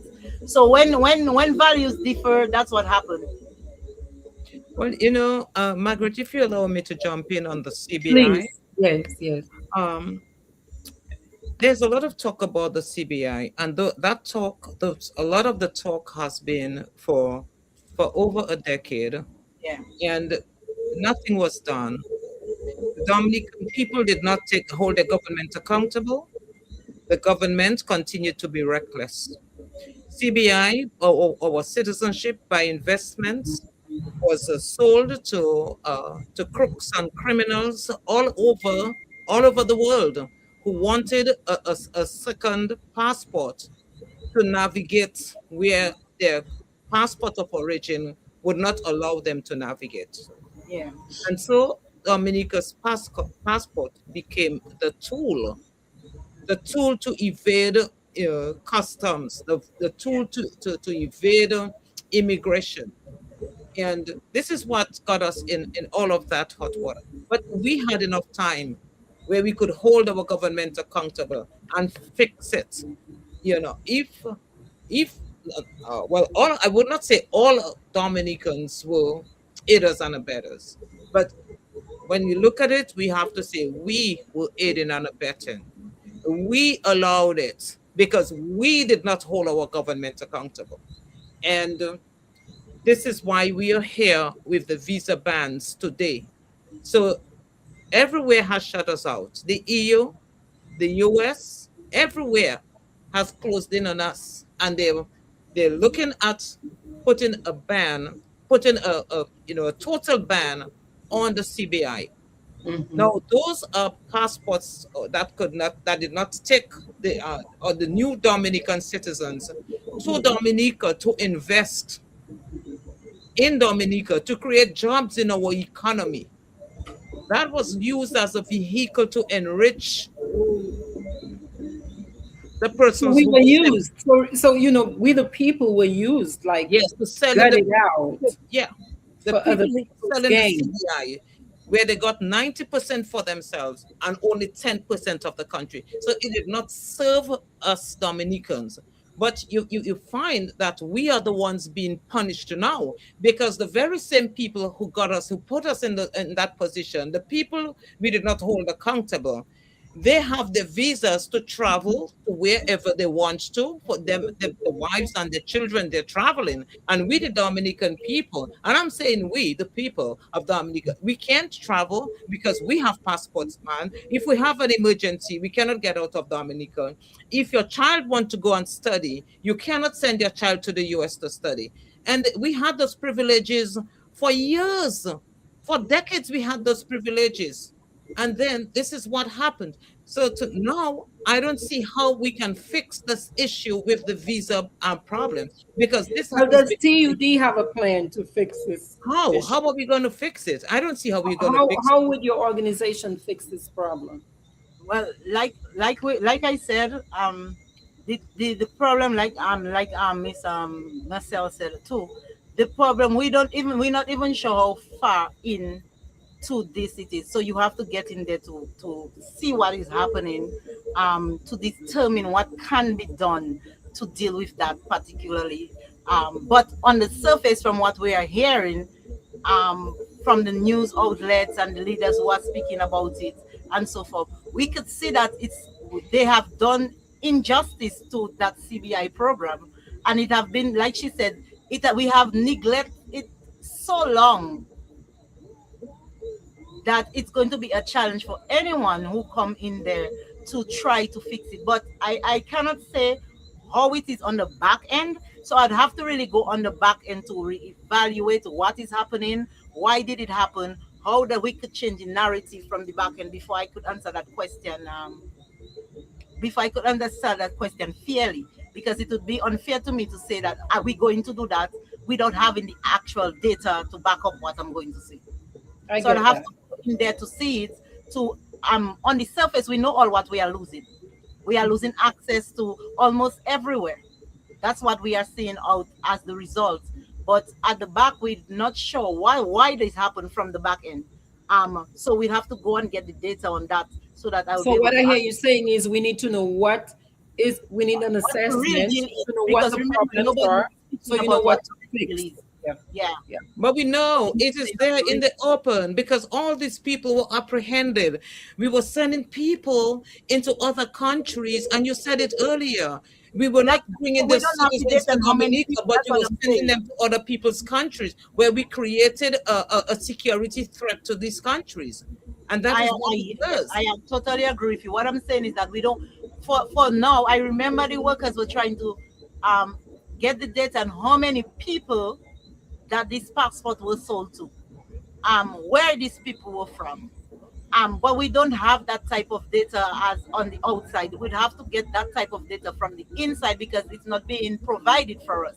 So we could make a greater assessment of the situation. But we know our privileges are being deprived because we can hear the news, we see what is happening. We are not blind, but still yet we need to know how many people the passports were issued to.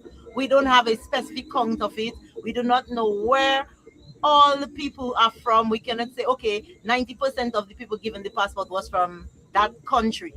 We don't have all that data. So we'd have to go in the back and to gather that data to make an assessment and say, okay, this is what we're going to do. We So what you're won't be saying, what you're in saying is there's a lot of information that we, that the are public, have never been exposed to. We don't have the raw data. You have to be on the inside to have that information. That but we can see we could see the results of what is happening because we cannot travel to, as she just said, if you have a student that you have been sending that child to school and your plans was to get that child into university in the States, now where are you now? even What St. Croix, they can't go to the University of the Virgin Islands in St. Croix. no, They because can't go we to are Puerto here too. Rico. They Yes, it's can't go real to life. Puerto Rico. People keep talking about the mainland, but you can't get to But they St. can go Thomas. to exactly. They can go to their You're about to not be able to, as Margelle is saying, you're about to not be able to go to Guadeloupe. exactly, and that is our Exactly. back. That is our like is our yard. We have so Guadeloupe, many of our Martinique, people in Guadeloupe and Martinique. we would People from not be able to go there Capuchin, soon. people Them from might go do Capuchin a take their trade. little boats and go over to Les Saintes for a Exactly. night to do Yes, shopping. and they You know go what I there to mean? sell the produce because To that's what sell my their father produce. did growing up. Yeah. And then remember our trade, our export trade. We have a lot. We have boats leaving every Sunday from the Longhouse port going to Saint Martin. Yeah. French So side you of St. see, so you Martin. see, that The is what hucksters. happens when you have bad ways. When you have a malcase child, nobody wants the child. The child can only stay within the corners of your house and Yes. around your yard. All the neighbors them say, you don't come in here. You too rude. You're not coming here. You too malcase. I don't want that child to come in my backyard. That is what we had. We had a malcase child governing the country for too long. And those are And the a child consequences who's of been it. warned and warned and warned and warned. So even now, Over you have and a over. warning from the EU. You have until 2028 to wrap this thing up. And it's But going to they're pan going off. off. They're talking about now. Well, we're going to go over there to talk. To talk about what? They've And said wrap it up. whether we are inside, the policies are the policies. They're not Yes. going to be reversed because once they take those actions on those policies, we are They're, screwed. We and are they're going to screwed they both lose back and clients. They front. lose clients if they really do have to follow the rules. They're going to lose clients, and who's going to buy it? Yeah. Who's left to buy it? Who's left? Because where they're going? They're not coming to Dominica with these Yeah. They're passports. not. And what they are doing is running an illegal operation. That is an illegal operation because since in 2017, when CBS 2 News ran on Dominica's CBI, that is what they said that our prime minister was involved in. He was involved in creating a gaping hole in the security of America. We have to understand that the Caribbean is I think situated that's in the part. in I US. think that's the part. Like my stomach hurts me. I have a hole in my belly when I think about it because we are being irresponsible when we don't realize this is going to be just less said. Marie Gallant. Most of our hucksters go to St. Martin. This is where we Exactly. make our money. You Yes. understand? Mm, If this is problematic. we can say all we want about, well, let's, somebody told me the other day, well, we will sell, our business people will sell to friendly markets. You have never been in business for you to say I we're know. going to That's sell what I'm only to saying. Like friendly people markets. don't understand. They don't You don't understand the understand. domino effect of Sometimes this your thing. friends will not buy from you.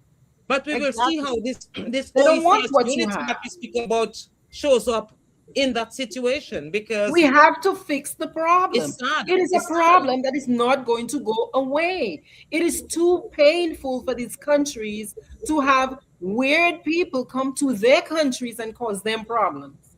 They're Yeah. not coming to Dominica to cause the problems because they don't want what's in Dominica. They want Yeah. what's over What there. we have, We what they must wanted is access. see this. Like she said, they wanted the access to the places that we were going for free. It's like they told us bend down and they stepped on us to climb up to where they wanted to go to. We have to see that. No, I Yes. understand we've gotten a lot of money from it, but the money again was improperly used to put us in a Utilize. place It did not economically help with where the now we do not need it anymore. It's like selling drugs. Hmm. If you think you're gonna sell drugs until your retirement, that's a bad business model. You do what you gotta do, build what you gotta build so you can get out of the game. That's what had to happen with the CBI. Not the idea that we're gonna sell it until fin du monde, mon cher. It makes Like no like sense. like sell the soul of the country. And you know, Margaret, the visas were like a professional in a you had an invitation. You had a formal invitation to an event.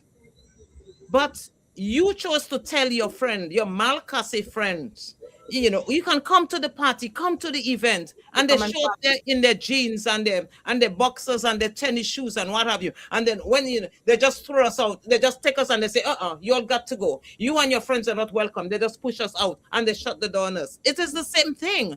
And then we sat there as a people and we tolerated all of that. We did not hold our government accountable. Now we are suffering. We are We did not wondering, do how our are we going to duty. go to Guadeloupe? How are we going to go to Martinique? We have misunderstood our duty. We have Yeah. misunderstood our duty towards people we put into office. It is our job. It is our People have to responsibility remember. to I always tell tell the them people, this we right here is hurting us. You got to do it in a different way. We vote for you to do it in a way that is good for us. If I'm telling you it's not good for me, and you yourself you're seeing, you're supposed to see it's not good for me. You have to make an adjustment. like I tell people all the time, you are the power of Dominica. You decide what you want. One person cannot decide it for you. You choose that person to go out there to do it for you. But you have to keep that person accountable. The person have to be accountable to you, because As at the an end of the day, adult, when 15,000 people vote for you to put you there to represent them, you have to be accountable to that 15,000 people. but It's here's your the thing. job to ensure that you stay But here's accountable. the thing. Here's the thing. You see how you cannot force people to buy for you? Although, really, you can force people to buy for you with marketing psychology. Well, you don't force them, but you can shape them into buying for you, right? Right there, though, we the people, we cannot force our leadership to do the right thing, but we can Because we by have a choice. voting them out. Because This we is have a the choice. strategy we have. This is the Because we tool have a we have. choice. Because we This have is a the choice. tool we I have. tell We people, do. your vote is your voice. I understand if you don't want to come in the public and speak against them, but let your vote be your conscience. On the day of election, go in and do what must be done. You know, you say conscience is beyond conscience right now. It is survival. It is our collective survival because everybody's going to be hurt by this. Not going to be, everybody's being hurt by it. Yeah. It is beyond conscience. It is about survival right now. And so I think, as we start wrapping up, it's 8 o'clock. We in Dominica have to make a decision as to whether or Conscience won't do not that. we're going to sacrifice the one so that the all can survive, or if we're going to sacrifice the all for the one to survive. Yeah. That's all. That's our question right now. That's our question right now. You guys are I so. think, sometimes we have to reach rock bottom I know. in order for us to understand. Right now, we are at rock bottom. And it is often said for you to be able to swim, sometimes your 2 feet have to reach the bottom of the pool. When you are in that bottom of the pool, you tell yourself, I am not going to drown. So then you push up from the bottom of the pool and come up to the surface. But right now, this is the situation. And we can say it's survival if we think what we are doing is survival, encouraging the thievery of the country, and think that it is survival. We are just aiding and abetting with thieves, with corrupt politicians. Because when there are people who see that the money belongs to Scarrett, is his money after selling the sovereign assets of our country and pocketing the money and giving it out vi. There is a special bank. They have a separate bank in the financial center. When you walk up the steps of the financial center, if you have a problem, then they pacify you with $3,000. Or you have a complaint, take that $3,000. The jumbie money is often distributed in the financial center. Where are you getting all of these monies? And Dominicans are accepting it. Dominicans find no problems with that because I always tell Dominicans, The only monies that belong to the prime minister is his salary. Is That's his it. salary.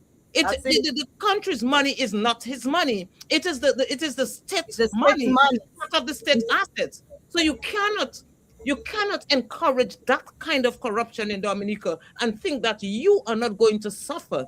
Anywhere there's rampant corruption, you know who people suffer? The The people poor. suffer. Yeah. Everybody, everybody, Everybody suffer, the country suffer. everybody. And that is what is happening right now. You have no health care. You have none of the no functioning institutions. Dominica is further sunken into poverty. You have joblessness. You have mentally ill people just roaming the streets. It is just too much. It is stressing the country. It's just too much. And we sit down there talking kumbaya and playing politics and talking nonsense. And we think that accepting the poor people accepting $300 is the only bribe. When you accept a job at the expense Of the of your countries. voice, it is a bribe. I don't care Yeah. who you are, It Correct. hurts your a soul. bribe.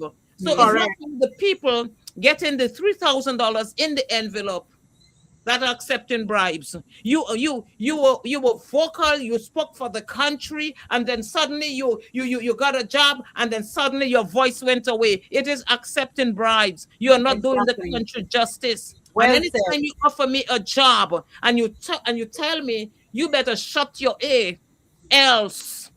Yeah. No, Well said. Well said. It's like it is a exchange for bribe. your It voice. is a I pay bribe. you. I I suppose give you if I something have so a you can keep job, it. I supposed to have my freedom of speech. And if you offer Exactly. me a job at the expense of my freedom of speech, it is a bribe as well, even if I Well, am in the first qualified for place, the you job or should not. only offer me a job if I'm qualified.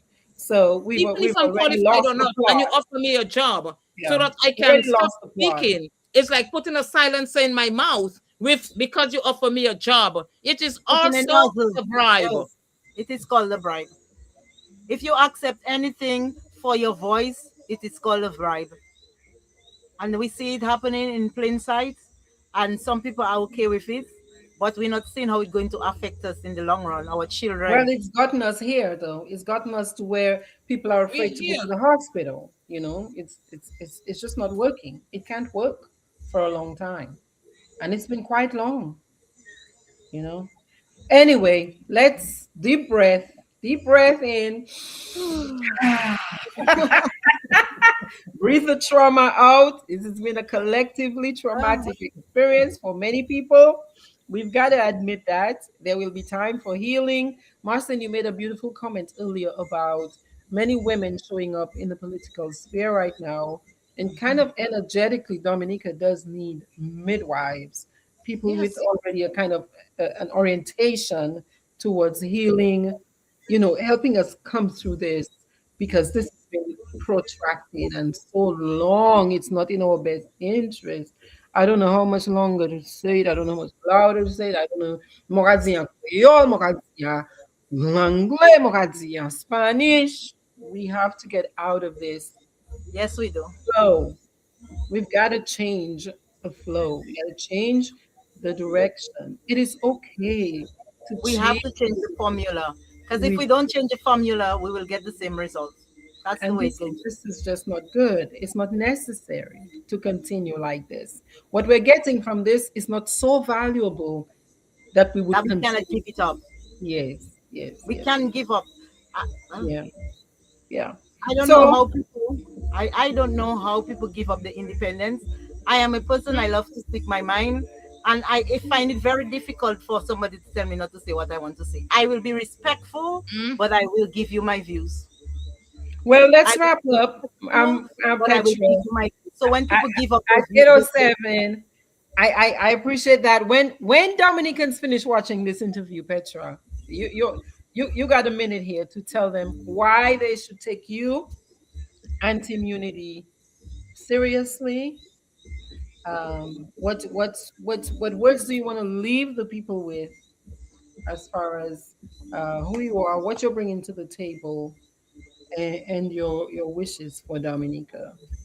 Okay, I'll start with my wishes. So my Hmm. wish for Dominica is to bring Dominica to the point where everybody is independent, Hmm. everybody can speak and say what is affecting them without being victimized or persecuted.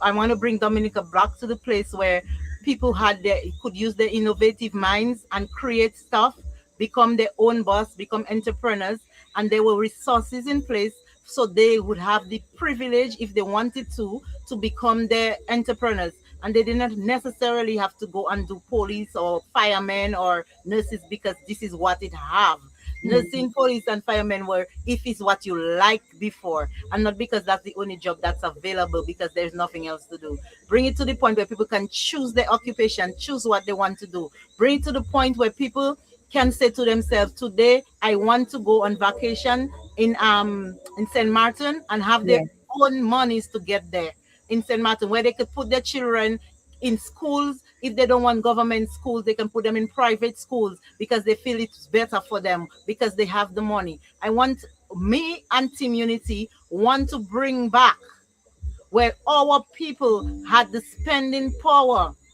to, so that they can make informed decisions for themselves. Because I learned one thing in life: the person that feeds you controls you, and there is 100%. no free lunch. So anybody who think otherwise, they are kidding themselves. We want to bring back to the people, give them skills, empower them, let them become independent. They have lost that for so long. It's going to be a challenge, but we are willing to work with our people and do the best for our people to bring Dominica where it used to be. Thank you. All right. Here for the fun part, because it's been so stressful. I love doing these rapid fire questions. This has been a lot, Petra. Yeah, we went to Capuchin in the Heights. We went to Kashaku. We went to Pebush, Mopak. We were in Trafford. We went everywhere, right?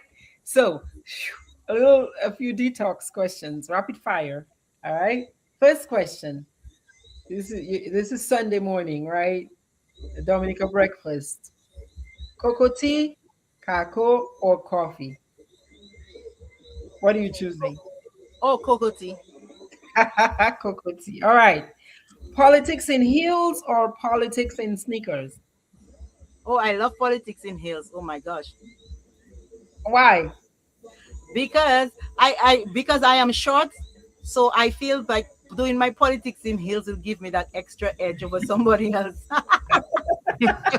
One word your friend Marceline loves heels too. One word your friends would use to describe you. Oh, outspoken. Outspoken, outspoken. All right, next question. Which Dominican village has the best food? Don't be biased. Which Dominican village has the best food? Best food. Well, I would say. To hmm, curry. well, I would say. Well, from I going to say it not from home perspective, but from restaurant perspective. Restaurant? Nice. I would have to say you have to come keeping it real into curry. Okay. I Our see. fish is on point. 100%. Our lobster is on point. So you need to come down there and enjoy yourselves because yeah, our food down there is on point. Sorry All about right, that. awesome. Last question is one thing you always carry in your handbag. One thing I always carry on my handbag is my Mhm. monies. Your what? Your money? My monies. My mother always say walk with your thank you money. So if you go somewhere and then the person say, well, because you didn't comply to my liking, I'm not going to drop you home. You say, oh, that's okay. I'll call a taxi. So I That's always right. walk with That's my right. monies so that I know I That's am independent to do what I want when I want to do it. right. Very good. All right. So thank you so much for this. And now I want to throw a question out to you and Marceline. In the past week, what is one piece of good news you saw for Dominica or in Dominica? In the past week, one piece of good news. Well, one piece of good news I saw in the past week is that there are still Dominicans who want change. There are still Dominicans who have the same idea like I have to bring us back to the former days when we were more prosperous. In the days when we were Mhm. more People will prosperous. So that is prosperous. one thing I see I get positive during the week from some of the people. Mhm. Thank you. Marceline. You want my positive news, Yes, Margaret? ma'am. Yes, ma'am. Well, I always speak up for my women. And I want to say that it is the positive of the positive is when I saw the launching in Roseau of another woman putting herself forward to take that mantle of leadership as as a candidate and the future parliamentary representative of where Roseau South. Also South. So this made me glad. Not because of UWP, but as a woman coming forward, coming to make a difference. We know that women play a very important role in the political arena. Women play a very important role in leadership in our society. Our leadership style is quite different from the men. Yeah. Yeah. We think differently. Yes, we do. And who best to put policies in place to take care of women, take care of the family, take care of children, and even the men too. Is the Yeah. women. For So sure. we have seen women leaders who are moving mountains for their country. I mean, Mia Mottley is not one of my favorite, but she is doing well by the standards Yeah. of Barbados. Mm-hmm. And we have seen Kamala Persad Bissessa. Mm-hmm. Yes. She has come in and she really shook up CARICOM. Shaking things up. Yeah. She really shook things up from the good old boys Oh, yeah. corruption club. Mm-hmm. So it's not the same as it has been.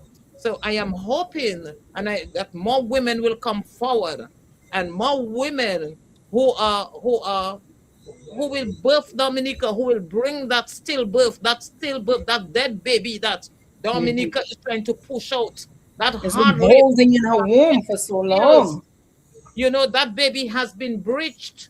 I hope the women, they call them a patois name, Margaret. I can't remember the patois name they call those midwives. There is over here they call them doula.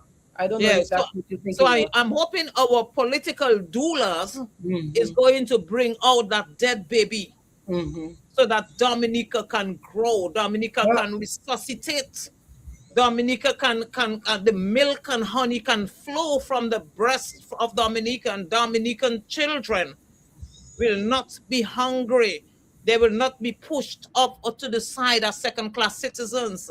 Dominicans need to be first in their own country, mm-hmm. where the sacrifices of their ancestors were made to give them a home. This is Mm-hmm. what we We call fought home. hard for this. We fought hard for this. It is home. And we cannot allow the neo-colonizers to come and recolonize Dominica under fake development, take over the best parts of our country, push out our indigenous people. We have to stand up, rise up, and take our country back.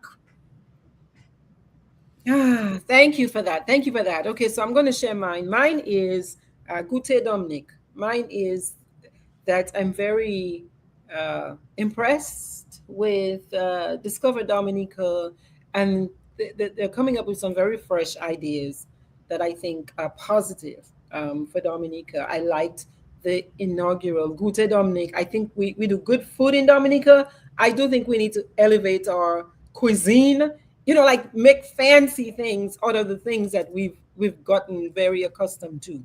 And I liked the Gute Dominic intention and idea.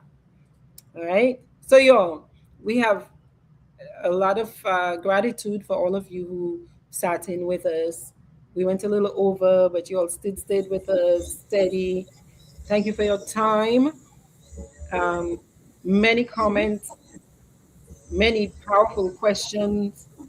Petra, we appreciate you for doing your best to answer a lot of questions. Yeah, thanks for joining us, allowing people to learn more about you, uh, not just as a political leader of your party, but as a human being, as a woman, Dominican, with your own vision for Dominica. And the thing is, each of us needs to have a vision for Dominica. Each of us needs to have a vision for Dominica.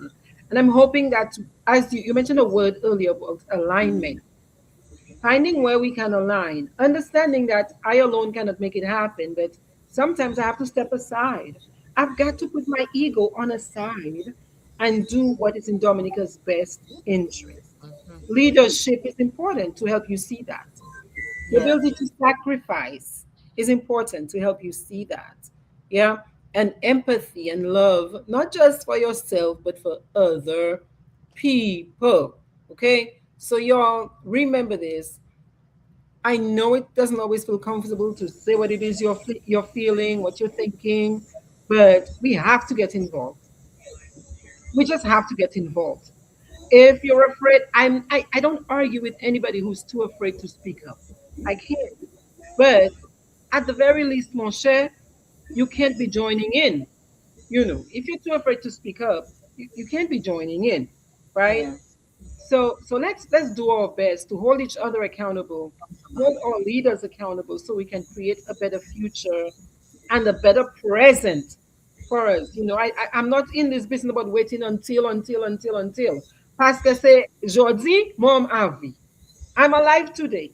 I need Yeah. to enjoy my life today. I'm not waiting until tomorrow because tomorrow is not promised to Not me. promise. I know. It's not promised. You see? So we've got to stand up, I think, and take accountability and do better. I appreciate all of you guys. Marceline, you got a final. Send them home tonight, Marceline.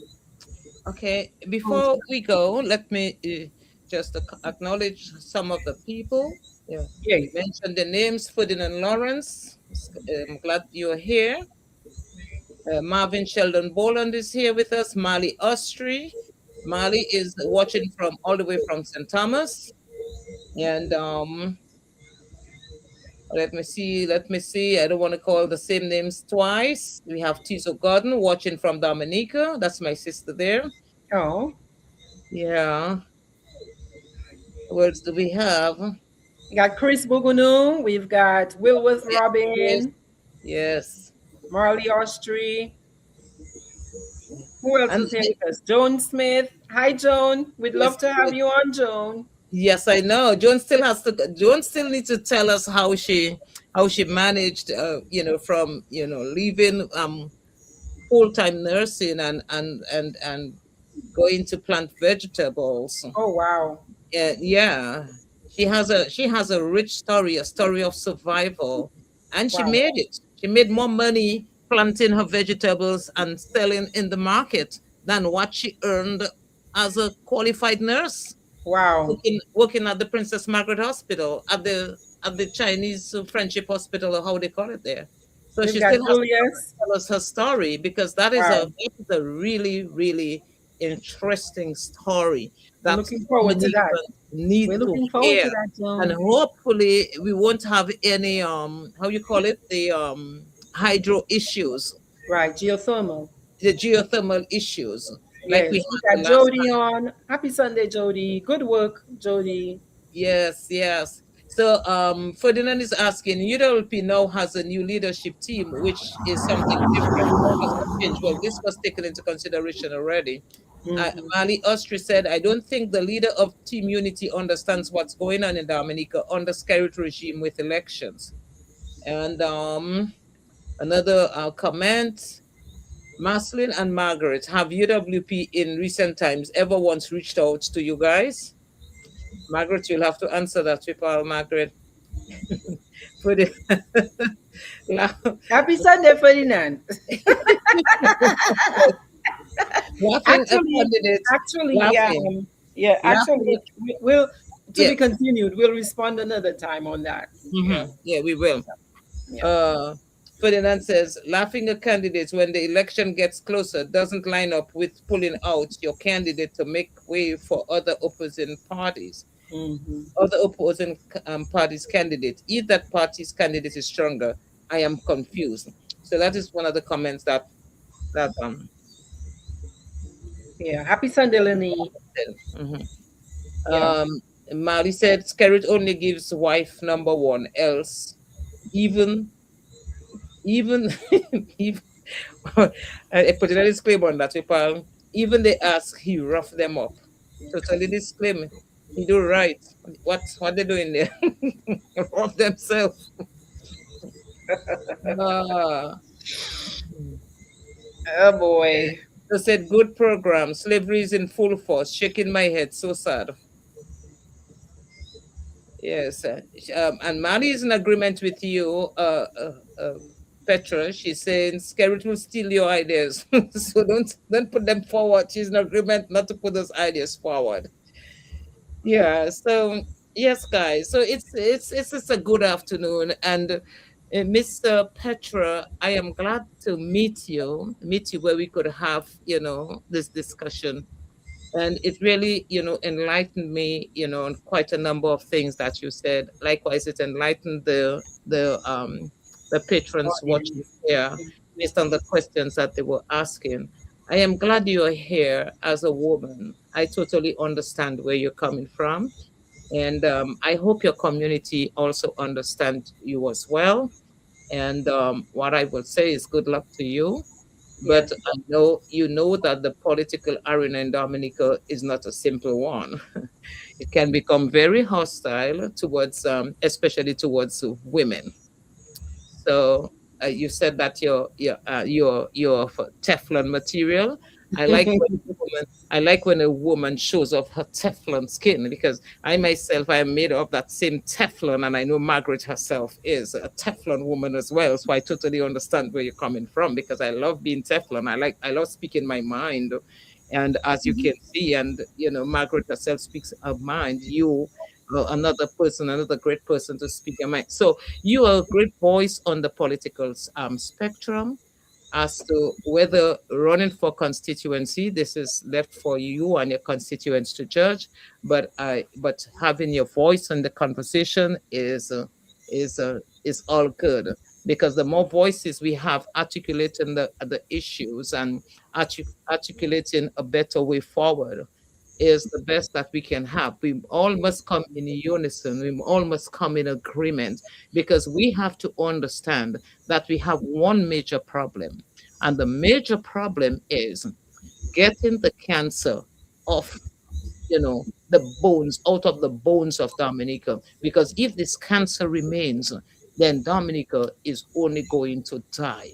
Right now, Dominica is in the abyss, but we still, with hope and faith and the working together, working smart, talking to everybody we meet, anybody we meet on social media, especially those in Dominica, encouraging them to go and register, encouraging them to get confirmed, you know, walking the walk and talking the talk. You said you like high heels, you like heels because you are short. But in that rugged terrain in Dominica, on the ground, and the level of work that needs to be done, there are times when you have to kick out those heels. And Boots. if you walk knee-pay or get your sneakers, then you have to put your sneakers and lace up. Because I love my heels, but when I'm in Dominica and I have to go and stand up at the bush in front of the truck and say, "You ain't coming here today. I have my sneakers on, but I love my heels." So that's the way to go. That's the way to do it, and we are doing it for our country. All our people on board listening to us. Just talk to somebody. Everybody knows a Dominican they can call to find out whether they are confirmed. What do you need for confirmation? Talk to somebody, because we all have that relationship with our country and its people. Nowadays, a call to Dominica is free, because thank God for WhatsApp. Margaret, Mm. you remember the day when we had to buy those cards, Oh and then my it God. we talk for two Before you say minutes. hello, the Five money is minutes, gone For already. 2 minutes, the money done. and you stop in the middle of a thought, like, You're stuck in the middle of the conversation. Right now, things are so easy. Every one of us can make a call and speak for how long on that. And you're saying that, when did that happen? But thank God for WhatsApp. Thank God for even for Messenger, change. Facebook Thank God Messenger. for change. Thank God for Thank God that for change. change.